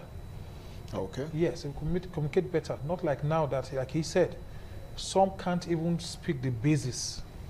And yet, when we need to travel to Germany, you have to go and learn their language. Yes. If you don't, you are at a loss. You are totally lost. Yes, you have to learn their languages, and if you don't do well, they don't even regard you. And we have our own, but. Anyways, it's still Flip Side on independent television, and we're taking a look at the declining culture of communal living in African societies. Now, we shall be going on our final break, and when we return, it will be time to wrap things up on the program. Please stay tuned. All right, it's still Flip Side on independent television, and this right here is the final lap of the show. Now, I saw a video, Mr. Foster, on social media, a pretty disturbing video of a child that was, I think, that the child was crawling towards the road, and there were adults around him. They were just so engrossed in their gadgets, pressing their phones and surfing the net and all of that, and not even one of them noticed that the child was crawling right beyond their reach. Now, I think at some point one of them just got I think just decided to stretch for a bit, and then noticed that the child was crawling towards the road, and she quickly ran towards the child and rescue the child from crawling into the road. Now, that is a typical example of what we're saying. And some persons have described the internet as a Trojan horse. something that came with lots of goodies on the surface, but beyond the surface, some vices. So the question is, what has the social media got to do with this? How has the social media affected, communal living? Okay, thank you very much for that question. The social media is a means that helps to transmit information faster than it used to be. And alongside social media, alongside information, there are some other things attached to it. Not everything that we see in the social media are factual. Some persons can just come with one idea and put it on the social media or talk about it on social media, and many people will now try to adopt it. Social media has become a source of a kind of advisor to many of the young ones that we have today. And that is why things are going wrong in our society. Now, those days, there is a saying in Benin that says, Ori eva biomo. What does this mean? It means it is two people that gives birth to a child. That is the father and the mother. But it is the community that takes care of that child. Because whenever that child is going astray, when the parents are not there, or is going to miss his route, when the parents are not there. I remember as a child, we went to a church program. I did not know how my hands slipped from that of my mother, and the place was crowded. Do you know, a man now picked me up and put me on his shoulders. That was how, when my mother was now looking for me, she turned back and she saw me. Saw you easily on someone's shoulder. Yes, because the man knew that I have lost touch with my parents. Yeah. So he had to put me on his shoulders. But today, does it happen like that? If maybe the man was busy using his telephone, he couldn't have noticed you. He couldn't have noticed me at all, as well as others too. Just like you said, a child was crawling to the road, and there were some persons, they were busy with their telephones or what have you. The one that went to pick that child up still has a sense of awareness in her. Otherwise, that child could have been killed, crawled to the road, and maybe crushed by a vehicle. You know. Now, look at it. Even the white man that invented these gadgets that we are using, they don't abuse them the way we abuse them. If you look at the number of accidents that happen on our roads, some of them are caused by those pressing their telephones while driving. I happen to know a girl who is now in UK now. Though she was not driving, she was a passenger in a vehicle. 7 of them occupied that vehicle. 5 passengers. I mean, yes, 7 of them. 6 passengers and the driver. Could you believe she was at the front when the accident happened? The 6 of them died. She was the only one that survived. Wow. And she didn't even know how the accident happened. Why? She was busy pressing her phone. So you will say that when you are driving, you see somebody will be driving as well. The phone to the ears and one hand on the steering. You have lost concentration in your driving. Divided. Then you see now, I was watching a video. I didn't finish watching it. Somebody came on social media. Oh, my husband did this. My husband did that. In the Western world, it is not like this. I will do this. I will do that. And you see our women copying those things, cheering her on, forgetting that we do not live in the same environment with the white persons or wherever that thing is happening. Even we within ourselves as Africans, we still have our own various ways of doing things. Very true. All right, thank you so much, Mr. Foster, for that very brilliant one. Okay, as we begin to wrap up now, I'd like to ask you this, Mr. Morugwe, in less than a minute, because we actually do not have much time left. Do you think there is hope for us as a people as far as communal living is concerned, or you think there's nothing that can be done about it again?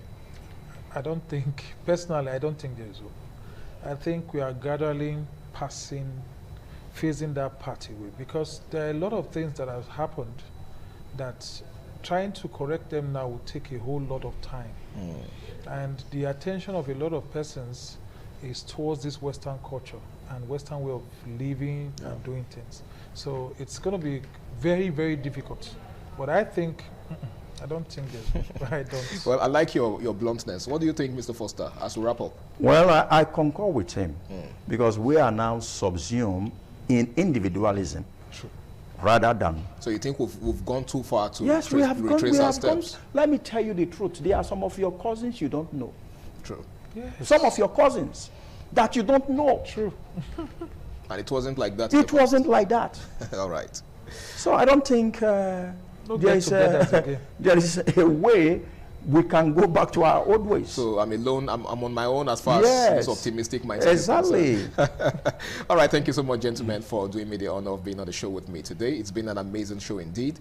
And I'm hoping that everyone who is affected by this is learning a thing or two, or has learned a thing or two so far.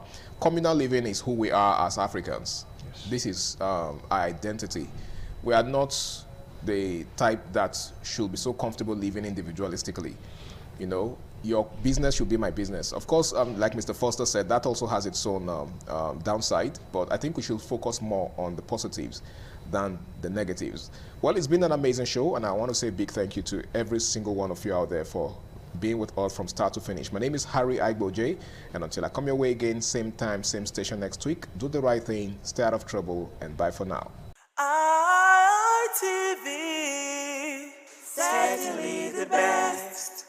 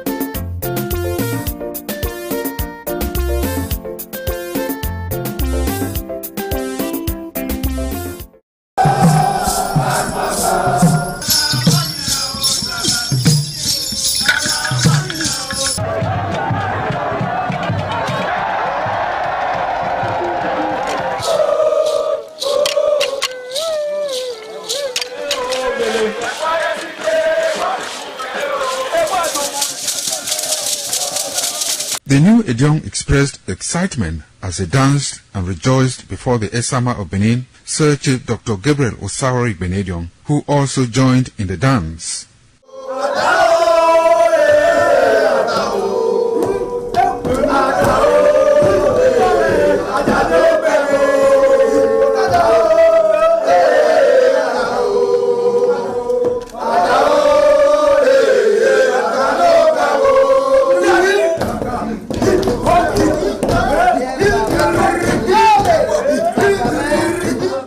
As visiting and paying of homage to various homes of senior elders continued, the initiates spent 7 days performing diverse kinds of rites as required by tradition. They were furnished with rules and regulations regarding their new office as Edion. That I grew up in this community to the point that they have now also chosen me as an elder in this community. It's a thing of great joy.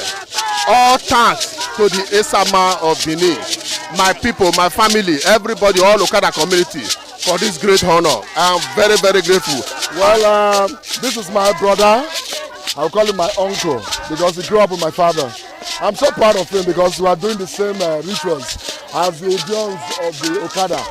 It is our duty for us to make this place a greater place, for outsiders to come and see the goodness of God in Okada.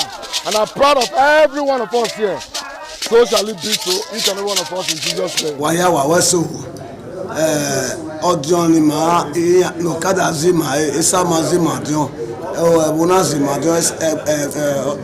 Obalazi Madio, Manawe, Mario Sama Dunena, Nimado Pomi Sama, Nimado Beken Sama, and Mahadio Warena, Esama Magbeken, Osaba, Obuya Bitone, no get Tony Maga, not Yami Magame, Manido Beken, Nena, Ima Yafe, Ima Hato, Ima Agmo, Aropai Uduri, Ima Dia Orene, all the Tiagoyano, Emi Magame, and they just question me on fun. In Esama, in our father's house, in respect of our initiation to elders at young level. As tradition demands, we are here today to come and also pay our homage to him, for him to also pray for us, for long life and prosperity. The climax, after 7 days, was paying of homage again to the Odion Way, where he gave the initiates the full rights to function and to henceforth participate in meetings with Edion. It will go down in the history and minds of Okada community, Ovia people, Edo State, and Nigeria in general. The ambience, style, and the colorful ceremony associated with the 2025 initiation into the Edion Council of former Governor of Edo State, Chief Lucky Nosaka Igbenedion, his brothers Bright Ayamekwe Igbenedion, Honorable Charles Osenwige Igbenedion, Peter Osawari Igbenedion, Dr. Fred Osawini Igbenedion, Barrister Mike Osane Igbenedion, Executive Director Operations, ITV and Radio, Chief Elder Gwede Onwonse, Honorable Efosa Douglas Igbenedion, Ukponwa Igbenedion, Osawe Igbenedion, Edosa Igbenedion, Dr. Daniel Omorige Igbenedion, as well as Agbong Steve Igbenedion, among other sons of Okada.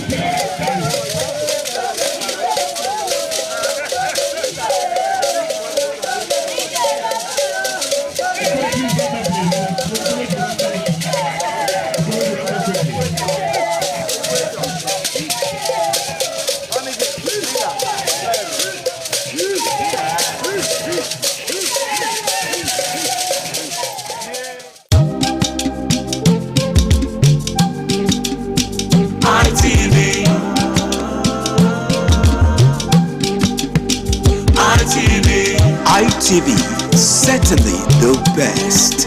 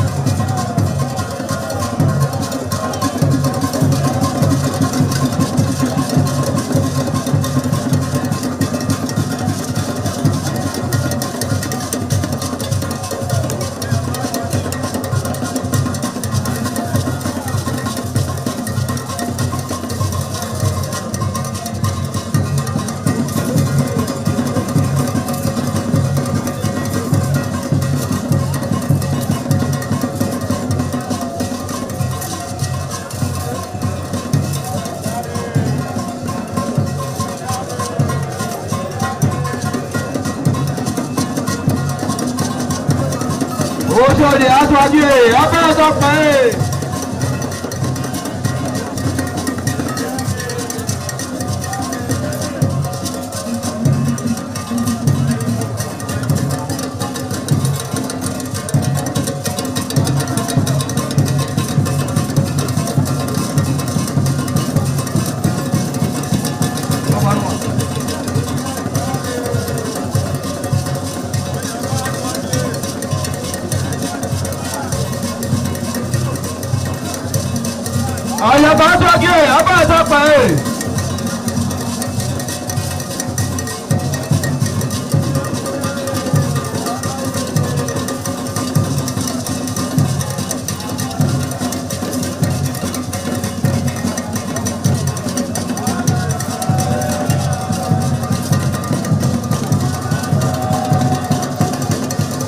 Àdáyé àtọ́jú ọba àtọ́pẹ́.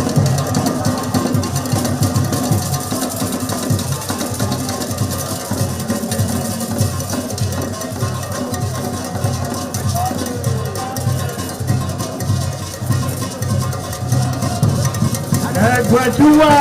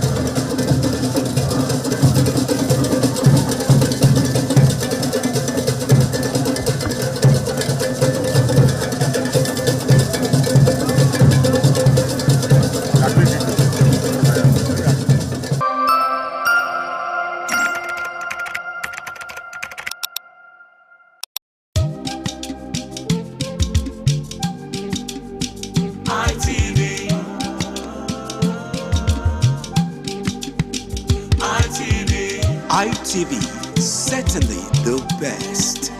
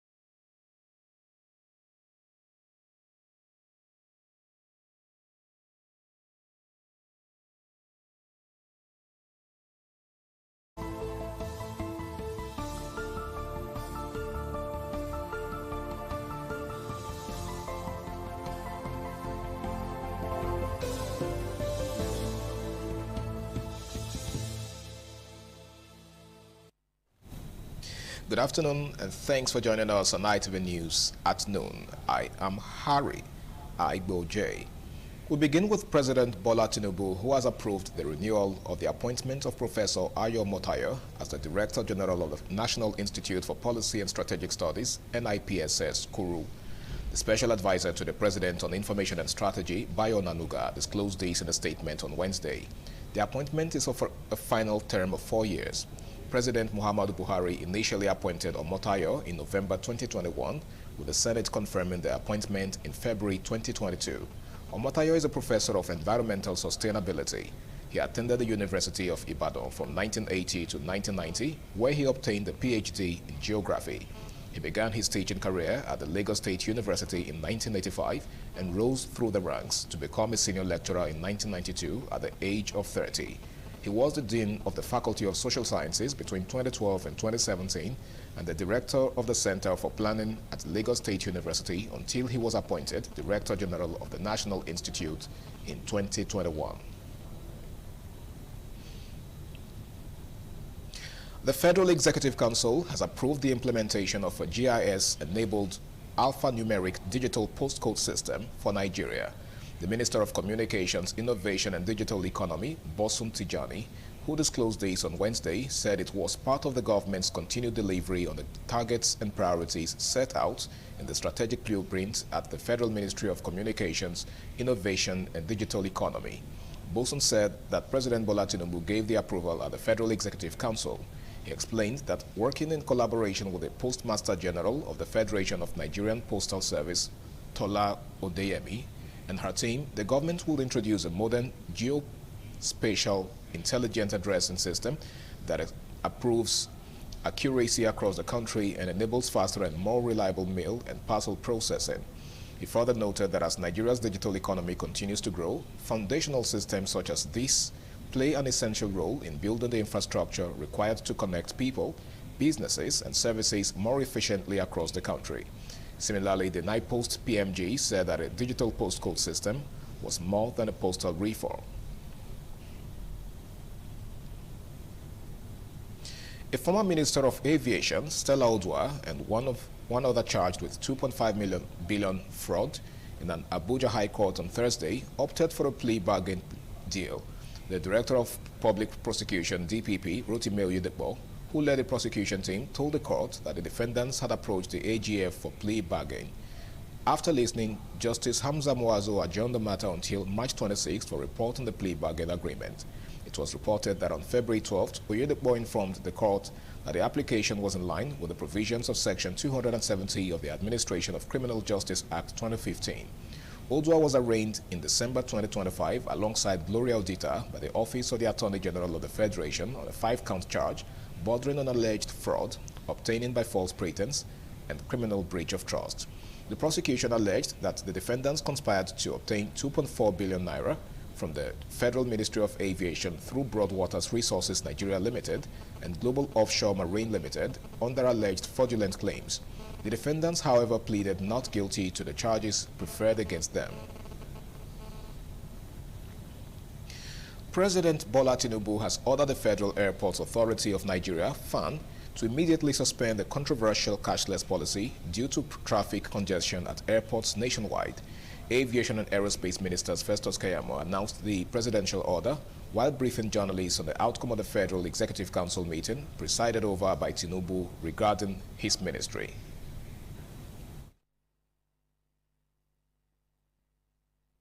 Optimize revenue for the federal government.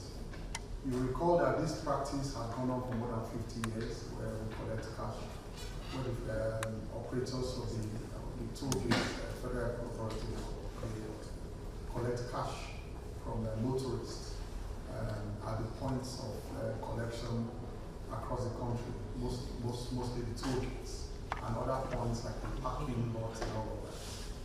However, with the introduction of the cashless system less than a week ago, it's created a lot of gridlock across the country. Mr. President was very concerned about the wealth of Nigerians and the fact that most Nigerians were losing their flights, missing their flights. And so Mr. President, out of empathy, directed today that we should suspend the present system because it creates a lot of gridlock, and Nigerians are suffering as a result of it. Mr. President therefore directed me that we should go back to the drawing board. We should go back to status quo, suspend the present system whereby people will have to pay through the various means we have introduced at the various gates across the country, and then go and perfect the system properly. In fact, the President directed me that this should not take too long. It should not take too long, and I should get back to him on this issue. We should go back and, if possible, even engage the private sector to ensure that we establish an electronic system by which we can collect these monies at the gates, these revenues for federal government at the gates, to the extent that it will not create the gridlock. The directive comes barely 4 days after the policy was rolled out, sparking massive gridlock at major airports nationwide. The policy, launched on March 1st, mandated digital payments via Go Cashless cards or POS systems for airport access gates, parking lounges, and other access points. On the first day of implementation, Nigerians reported severe traffic jams at key facilities like Lagos Murtala Mohammed International Airport and Abuja's Nnamdi Azikiwe International Airport, resulting in long queues, stranded motorists, and numerous missed flights. It was a moment of pride at Nigeria's premier private university, Igbinedion University, Okada, as the institution held the 8th edition of its White Coat Day ceremony for newly admitted medical students. The colorful event, organized by the College of Health Sciences, formally inducted 156 students of the School of Clinical Medicine into the next phase of their medical training. Patience Osarogiwa reports. The oath-taking ceremony saw the inductees pledge to uphold ethical standards and dedicate themselves to the service of humanity. Addressing the students, the Vice-Chancellor, Professor Ikechukwu Ezemunyi, urged them to embrace diligence, discipline, and humility as they begin hands-on clinical training. He also urged them to support one another and remain committed to excellence. To put on this foot, remember that we are walking in the footsteps of giants who are passing through doors, and you are laying foundation for those who are yet to come. In their separate remarks, the Dean, School of Basic Clinical Sciences, Professor Taiwo Balogun, and the Provost, College of Health Sciences, Professor Dominic Osagai, harped on the need to maintain high ethical standards, integrity, and professionalism in the medical profession. As physicians, we must live a life of uprightness, of honor, and humility before our patients. You must have the passion for your calling into our great medical profession. The students have commenced clinical training and already beginning to have contact with patients. They have done the doctor posting. They are now into pathology as well. They have been introduced into the diagnostic process. Guest speaker, Professor Gerard Ikechi Eze, in a lecture titled Doctor in the House, encouraged the students to embrace responsibility, continuous learning, and patient-centered care. You must be a smart doctor to be a good doctor. And to be smart, you must study, you must read, you must interact, you must ask questions, you must be humble, you must be smarter than your patient. You must be smarter than a layman in healthcare matters, in caring for the patient. High point of the ceremony was the symbolic robing of the students with white coats marking their official entry into clinical practice. There were times that we doubted ourselves. There were times that we needed each other. There were times that we had to be resilient because the workload is very, very, very bulky. I feel very good. I feel really nice. It's more of like, I would say, a compliment to my journey, and it's something I always look back to, and also, just because this white coat basically is just a proof that I passed my first MB. So yeah, so just like an award to myself. So I'm really, really happy about that. The event concluded with the presentation of a plaque to the guest speaker. White Coat Ceremony. White Coat Day remains a significant milestone in medical education, symbolizing commitment to service and compassionate patient care. From Igbileja University, Okada, Patience Osaugiwa, ITV News. And on a rather tragic note, the body of a 42-year-old Edafe Ogenekome has been recovered from a forest in Igwabazua weeks after he was abducted from his home. Operatives of the Edo State Police Command have also dismantled the kidnapping syndicate allegedly responsible and recovered 2 AK-47 rifles.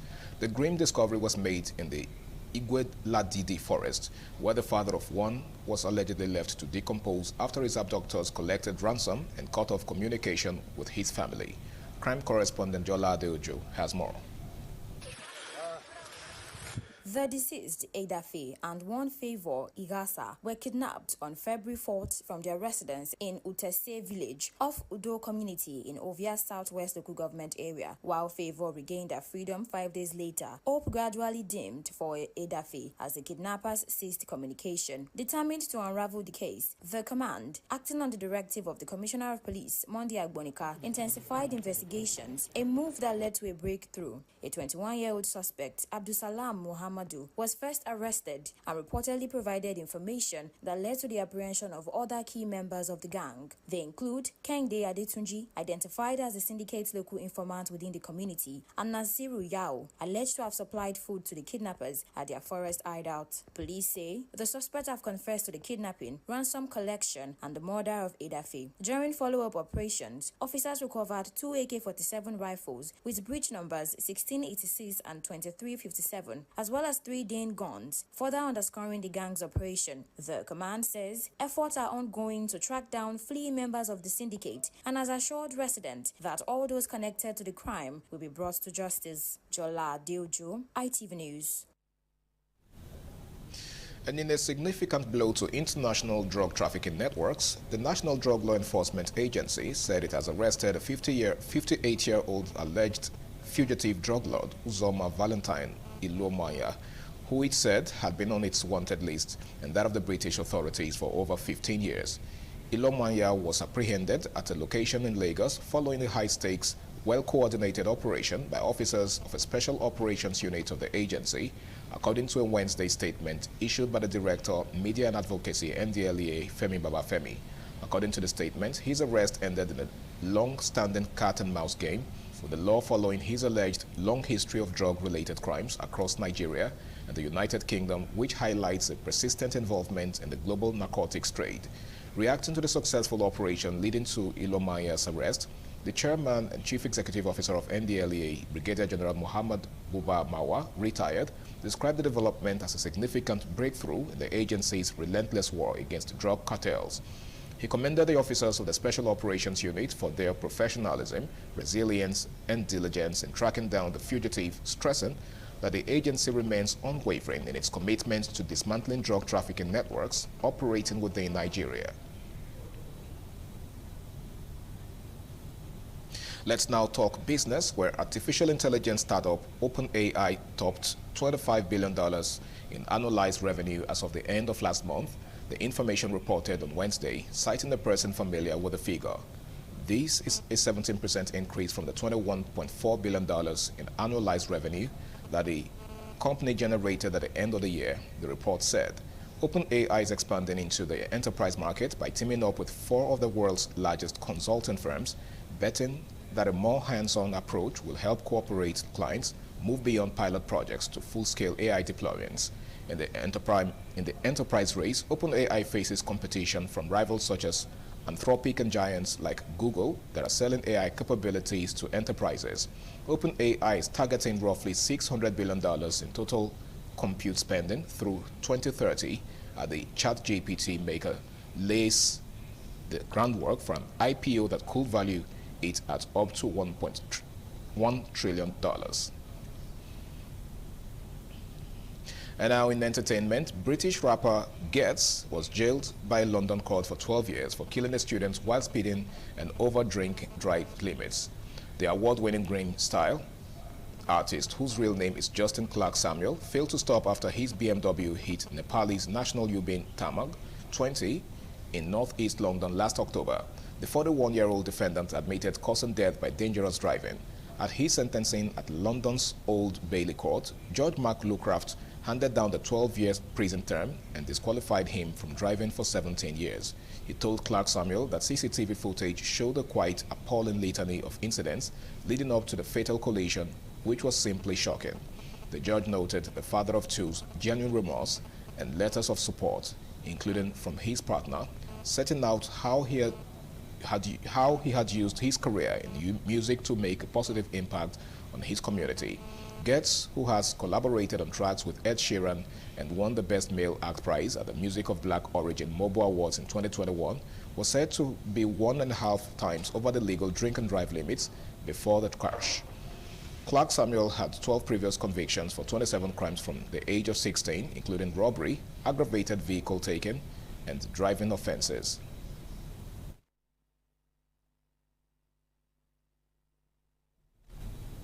And now talking sports, Nigeria's Super Eagles' hopes of featuring at the 2026 FIFA World Cup was dashed after FIFA confirmed the final lineup for the Interconfederation Playoff Tournament in Mexico, naming DR Congo as Africa's representative. In a notice announced on Wednesday ahead of the competition, FIFA detailed the tournament format and listed the 6 participating nations, with DR Congo included. This means the Super Eagles would not be part of the qualifiers despite the Nigeria Football Federation NFF challenging the result of their defeat in the CAF playoffs in November 2025. And that report wraps it on ITV News at noon. Many thanks for watching. I am Harry Igboje. Do enjoy the rest of your day.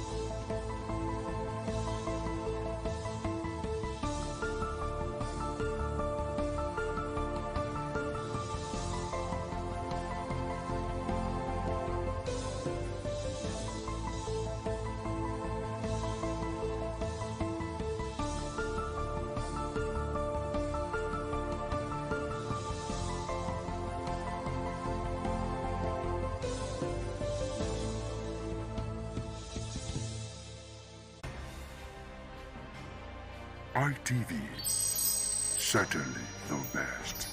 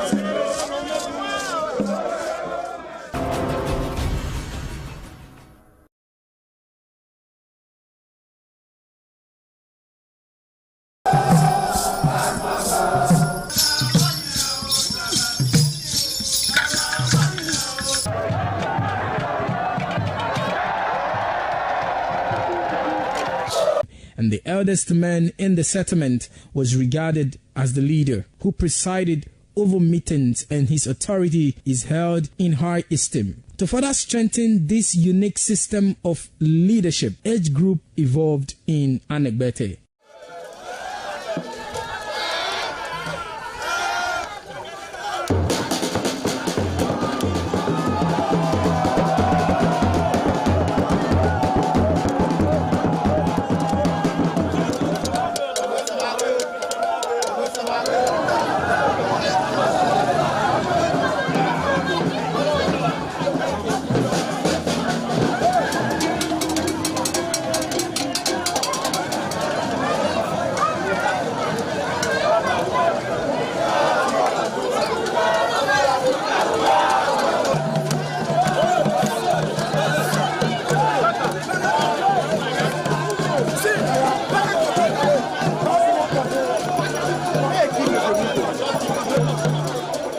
In Anegbete, age group is categorized into two, that is, the common and the noble. Anegbete is rich in cultural heritage, as the community at noon saw the commitment of the festival with the first set rolled out in beauty colors to showcase their might and strength, indicating their feet and ready for the responsibilities behold on them. The streets in the community with a feed up of young men and women adorned with the festival. Later, the royal family takes the stage as their children fight out royally and work in the community to showcase their might and fitness.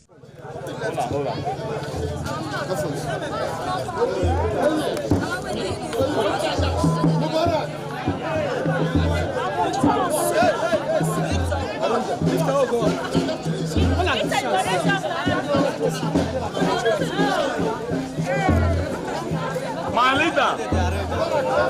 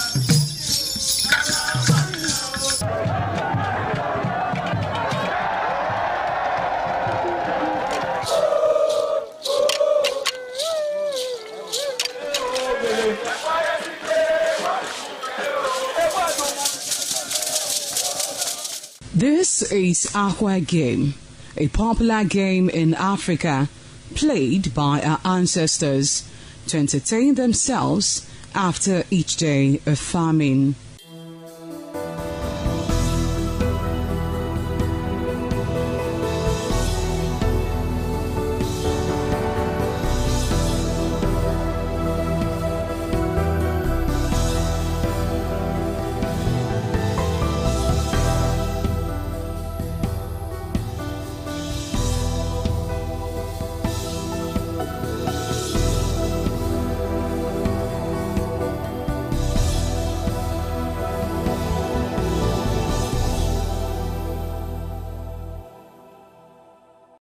It is also relevant in our coronation. ITV,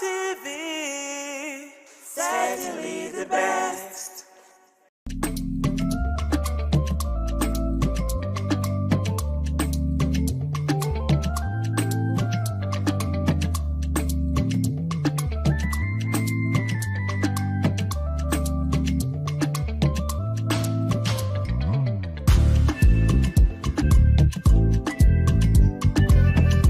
Hello and welcome to WIC. This is a table where women converse. It is called Women in Conversation, but we love to call it WIC. This is a table where we sit, we talk about everything that concerns women, but sometimes we talk about men in a little form. Because of course they are always jealous when I say this is a table where women talk, but really this is a table where women talk about things that concerns us, that burdens us, especially when it comes to our children and about the nation, of course, because the women are the nation builders. We build the nation. I don't care what they say, but we build the nation. Anyway, welcome to WIC. I am Patricia Uremu Gabriels, and on this table I am not alone. I am here with Abe Abiodun. I call her Abiodun. Oh, no, sorry, I call her Abe, but she is Abiodun Dejonwo. Abiodun Dejonwo is the CEO Abigail Courts and Real Estate.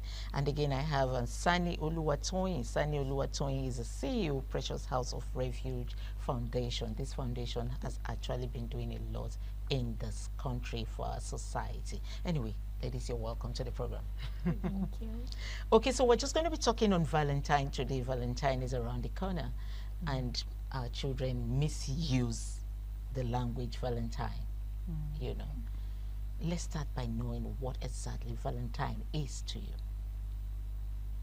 To me, well, now that I'm older and more matured, it's just to love one another, you know, to show love, agape love, and to celebrate love, but at the same time, maybe to teach about true love, not contaminated or polluted, you know, love, and you know, at this time, so that people cannot abuse it and use it as a form of taking advantage of in relationships, especially those that are just starting out, young people, and you know, the perception of it is quite different. It could be opportunity for them to start asking somebody out or dating somebody, and the time that some young girls get these virgins, and not because they wanted to, but because of pressure, peer group pressure. Yeah, so well, to me, it's a time to just show someone that you love, that you really appreciate them, and that you love them, and to share God's love. Okay, Abiodun said it in a gentle manner. She didn't want to, I've told her before, the way she speaks, you need to salekolo wayi. She's just saying, you know, it's I love that about it's her. okay about her. But let's hit it down. How it is celebrated amongst our children. That's too bad. The Valentine is all about expressing love through words, action, and thoughtful expression or gesture. Is even a way of showing appreciation to ourselves, even not necessarily the opposite gender.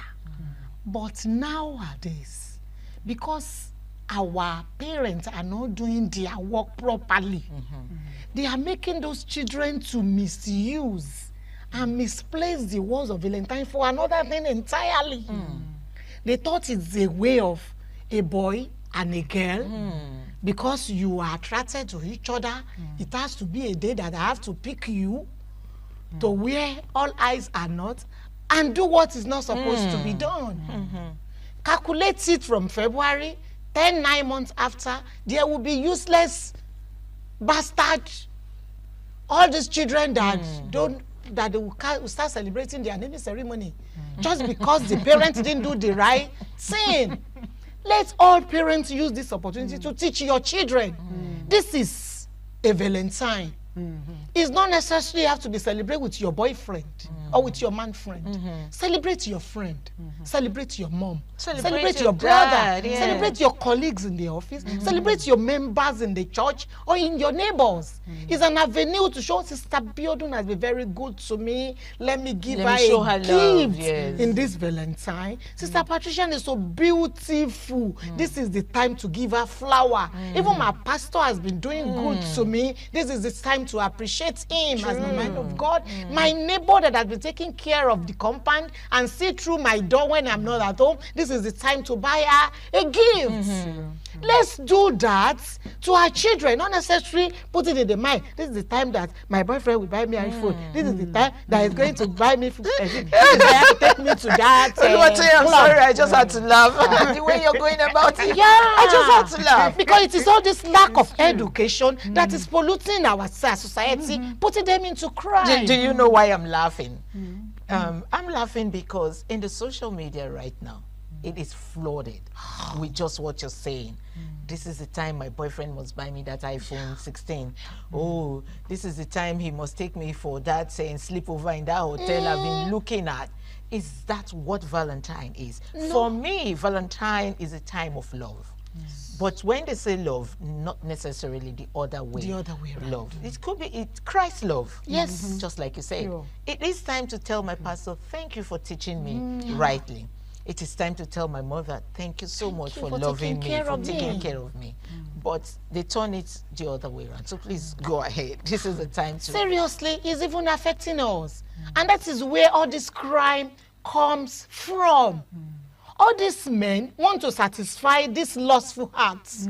So they have to go extra mile to get... This is when you will see them stealing from the companies now. Because they want to buy that gift. They want to impress that lady. The man has to work extra hard for it. It's not necessary. This is the time for husband and wife at home to settle those grudges. And forgiveness. And forgiveness. This is his time to speak it out. This is time to appreciate one another. You didn't remember to buy a Christmas gift. Buy a Valentine gift now for your wife, for your children, for that kid that did best in the school that you promised to. This is the time to buy her ice cream, take her to the cinema by the weekend. Not necessarily taking all these girls to the hotel to go and do that thing that I cannot say here. And you all know. And at the end of the day, you start committing crime. You start committing sin. Can we make it where, because it's been so commercialized, as Sister Tony said, that's when people start to commit crimes because they want to satisfy or do things. So where is not commercialized, where is the gift? Because in UK, we remember Christmas. They always say that there's a limit, no more than £5, to buy a gift for him, so that when whether you're rich or poor, so that everybody can contribute. So maybe to try, instead of buying an iPhone or something, maybe it should just be something. Give me an example. But then again, do we have that kind of government that let wants me even talk. Let me even social media should promote. See, I've warned you. Stop talking like this. This is they call here Nigeria. Here is Nigeria. This is Nigeria. Here, do you know what makes us? Do you know what one of the things that make us Nigeria? Because you have money, you have to oppress me. You have to oppress me. The rich have to oppress the poor. Because now I'm using this Samsung now. You have to show me that this Samsung is not the latest one. Because it's a Valentine now, you have to get the latest one. Yes. You have to go and steal to get that is what they use. That's this. What I'm saying. We need to change. Do you know? I don't all this iPhone. Do you think the way you're saying it can change the mindset? It can work because what she's saying, it's glaring. Information is power. As you try to reach we pray so maybe we back it up with prayer. Maybe someone is hearing that. Maybe we need to at least somebody. There was a rich woman that stopped all this Ashwebi, and then she just wore. I say Akila. I don't know. She just wore something simple. She wore her, she didn't stop Ashwebi. She didn't stop it. She didn't stop it. Ashwebi has come to stay herself. Yes. Yeah, but it's an example. Ashwebi is another bad topic that I don't even like to talk about. Because the rich, you can see that some of them, if they can start to be more moderate and all that. Yeah. I know that it starts from somewhere. But I know that. That's why I'm happy about all this media. God bless IT ITV because you are doing something great and others because it is information that we all lack. Maybe when we start shouting about it, talking about it, people will get to know about it and change their mindset. Yes. But ordinarily in Nigeria, rich are meant to oppress the poor. It needs to stop. The word of God says that the people perish because of lack of knowledge. That is what we are doing. You will see two girls will be discussing. We say, this Valentine, my boyfriend might promise me at iPhone 16 Pro. Cars, we hear them promise cars. By the time in my neighborhood, there was a girl that was celebrating latest Jeep. And I now find out where is she working? No job, no office. You know, so how did she get the Jeep? Our honorable politicians, bless her, as the side chick. Okay, I was going to come there. If you had to give me 1 minute, I was going to come there, Tony. The Valentine has come. We're talking about just the young boys and the young girls. Let's break it down to our men. To our daddies. Yes, to our daddies. Our honorable daddies yes, at home. to our daddies. We're sorry, we're going to bring it up This is when they will go to that conference of 3 days. Please, it's the Valentine weekend this time. Yeah, I think it's on a Saturday. Oh, wife, mothers, pardon them. They won't come home. We'll start tying them now. Because they use this opportunity. They start they want to treat themselves, but this is when they invite a lot of problems to their life. I used to tell men that hole is deeper than what you think it is. Because that lady is beautiful outside. Do you know who is she inside? That you will abandon your beautiful mama at home with children. The money that you're supposed to use to bless and celebrate the woman that is behind you, because that's normally said that behind every successful man, besides, yes. Every successful man. Woman should not be beside again, they should be side and back. Because when you are in the side, you don't know who the man is falling onto at the back. So woman should just try and be everywhere. In your home, yes. Because that money that you are supposed to spend on the side chick to buy a car, to change her apartment, to take her out of the country, treat her a treat, buy her those expensive gifts, why don't you concentrate and give it back home? Celebrate that woman that has been there for you 365 days and the kills. Celebrate that your altar. That woman is your altar at home. Celebrate her. Make good so that we can have peace. So that there won't be chaos. There won't be marriage counseling. They won't see pastor, see therapy, see this after. Many homes have issues after Valentine celebration every year. Well, you have just heard it from Oluwatoyin. She's breaking it down the way I really, really want. Abe is bringing the United Kingdom. She's what? Okay, you can say so, but you know, I agree with what you say. As we said, information is power. If we continue to say this and spread out the knowledge, people will change. Okay, with time. It's wrong. With time. We're going to go on a short break. When we come back, we'll talk briefly on Valentine. And there's a story which is making rounds in Lagos right now, which is actually getting into my heart, that I want us to just touch briefly before the end of this program. We'll be right back. Please stay.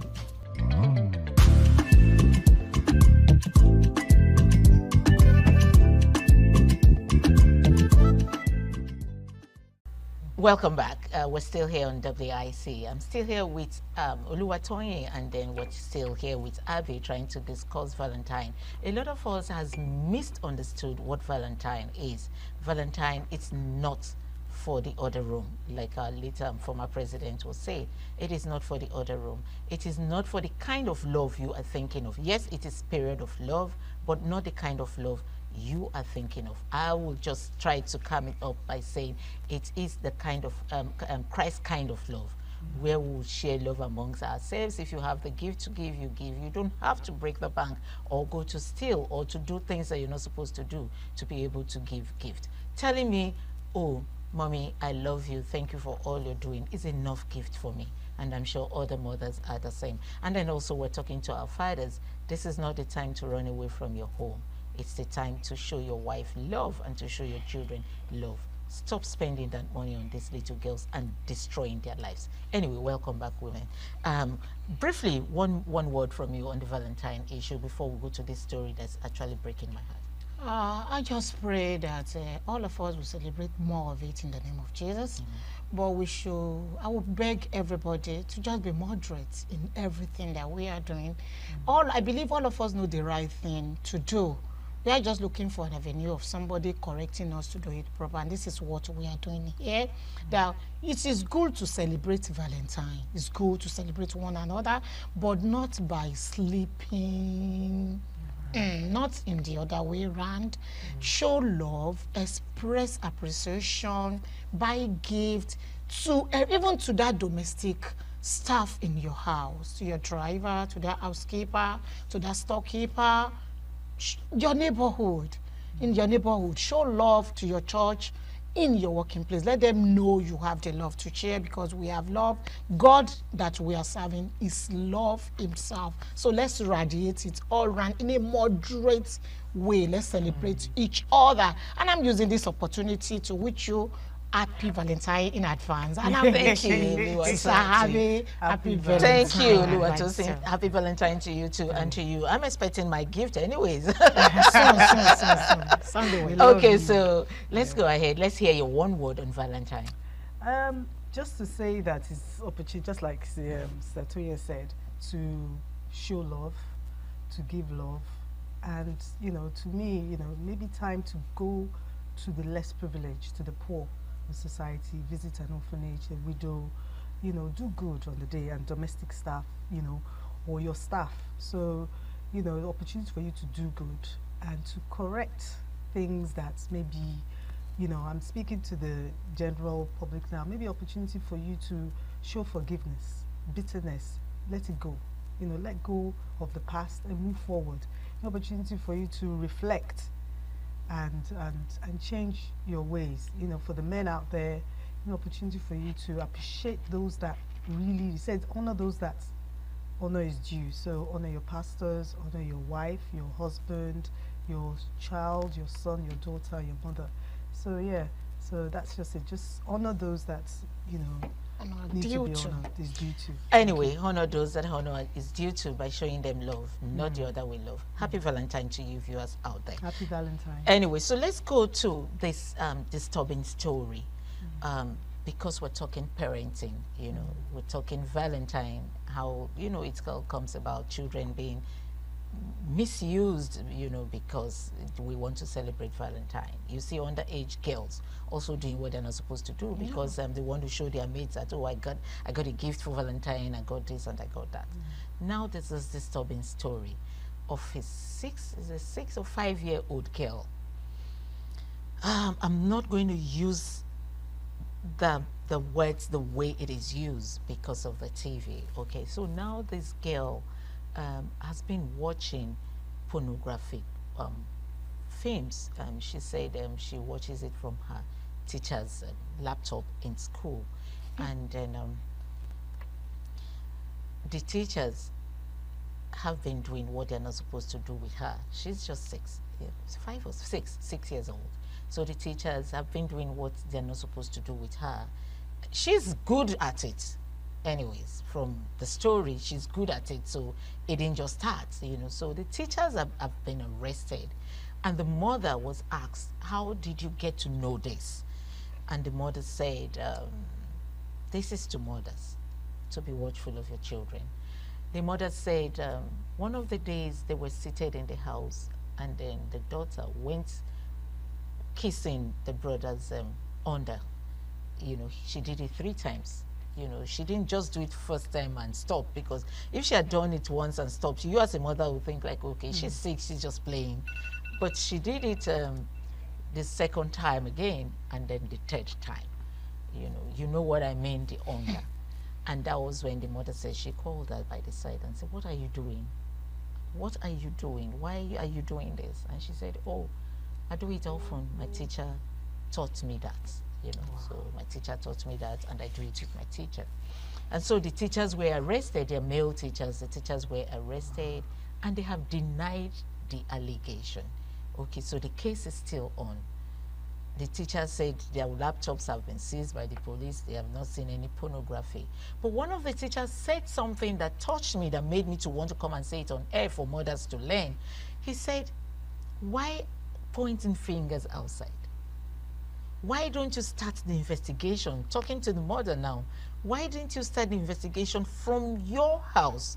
If she had done that to her elder brother 3 times, then you should start the investigation from your house. Do you think that is true? It's correct?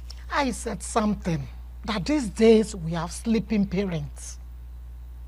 That mother deserves a slap. How can you say she has done it 3 times? I won't take first one as a mistake. You have, as a good mother, you have to react at that first time. What brought your intent? How does it come from your head? Wow, do you think you can do that? What prompted her to do that? You silent the first time, you silent the second time, you silent the third time. You are now reacting, you're talking to the teacher. Actually, there's a lot of things that need to be considerate about. The school has their own fault, because these children spend a lot of hours in the school. But when they come back, no mother should be too tired to check your child. Just like we check our phone every time, we should give our children more attention than our phone. But these days, we have female that are competing with male. We want to make money. The wife wants to make money bigger than the husband. The husband is out there rushing for the greener pasture. The wife is running for the greener pasture. We left these children in the hand of the housemaid. Housemaid that does not even have home training from where he or she is coming from. Because you cannot give what you do not possess. You can give what you don't. Yeah, because those house help to molest our children. And our mothers are too busy. Mothers are supposed to be checking your child. My child is my friend. We talk about everything. Anytime. Few days ago, I woke her up in the middle of night. He said, why, mommy? I said, because I need to talk to you. Let's talk. And we start talking about so many things. I tell you, say, mommy, don't you think this thing is too much for you? I said, it's not too much for you, because you are growing up there. You are coming there. So start learning. Put it into your head. But because mothers are too busy, chasing cloud, chasing what is not important. You are chasing something of today, forgetting what you are, when you are supposed to prepare those children for your future, for your tomorrow. I support that person that said so, because you are not supposed to react at the third time. The investigation should start from the home. From the home. He's one of the teachers that said that. You know. From the home, because it might even be the child that saw that thing in the laptop and got interested and started liking to see it. It could also be the elder brother. It could be the brother. That's it could be neighbors. That's why the teacher said start the investigation from the house. Because how can she do that to her elder brother 3 times? And the other brother didn't report. He didn't react. You didn't report it 3 times. Yes. 3 times is already a crime. But can I say something? Yes, please come in. For her to say, okay, because a child, from my experience as a social worker and with children, I know that we need to investigate from the house, but if the child says it's from a teacher, we should not condemn the child or disbelieve that child. No, the teachers in this case are arrested. But one of the teachers is saying we are arrested too, because the same mother said that when he took her out, the daughter out to a friend's house, the daughter's classmate, who is a boy of her age, she went kissing him.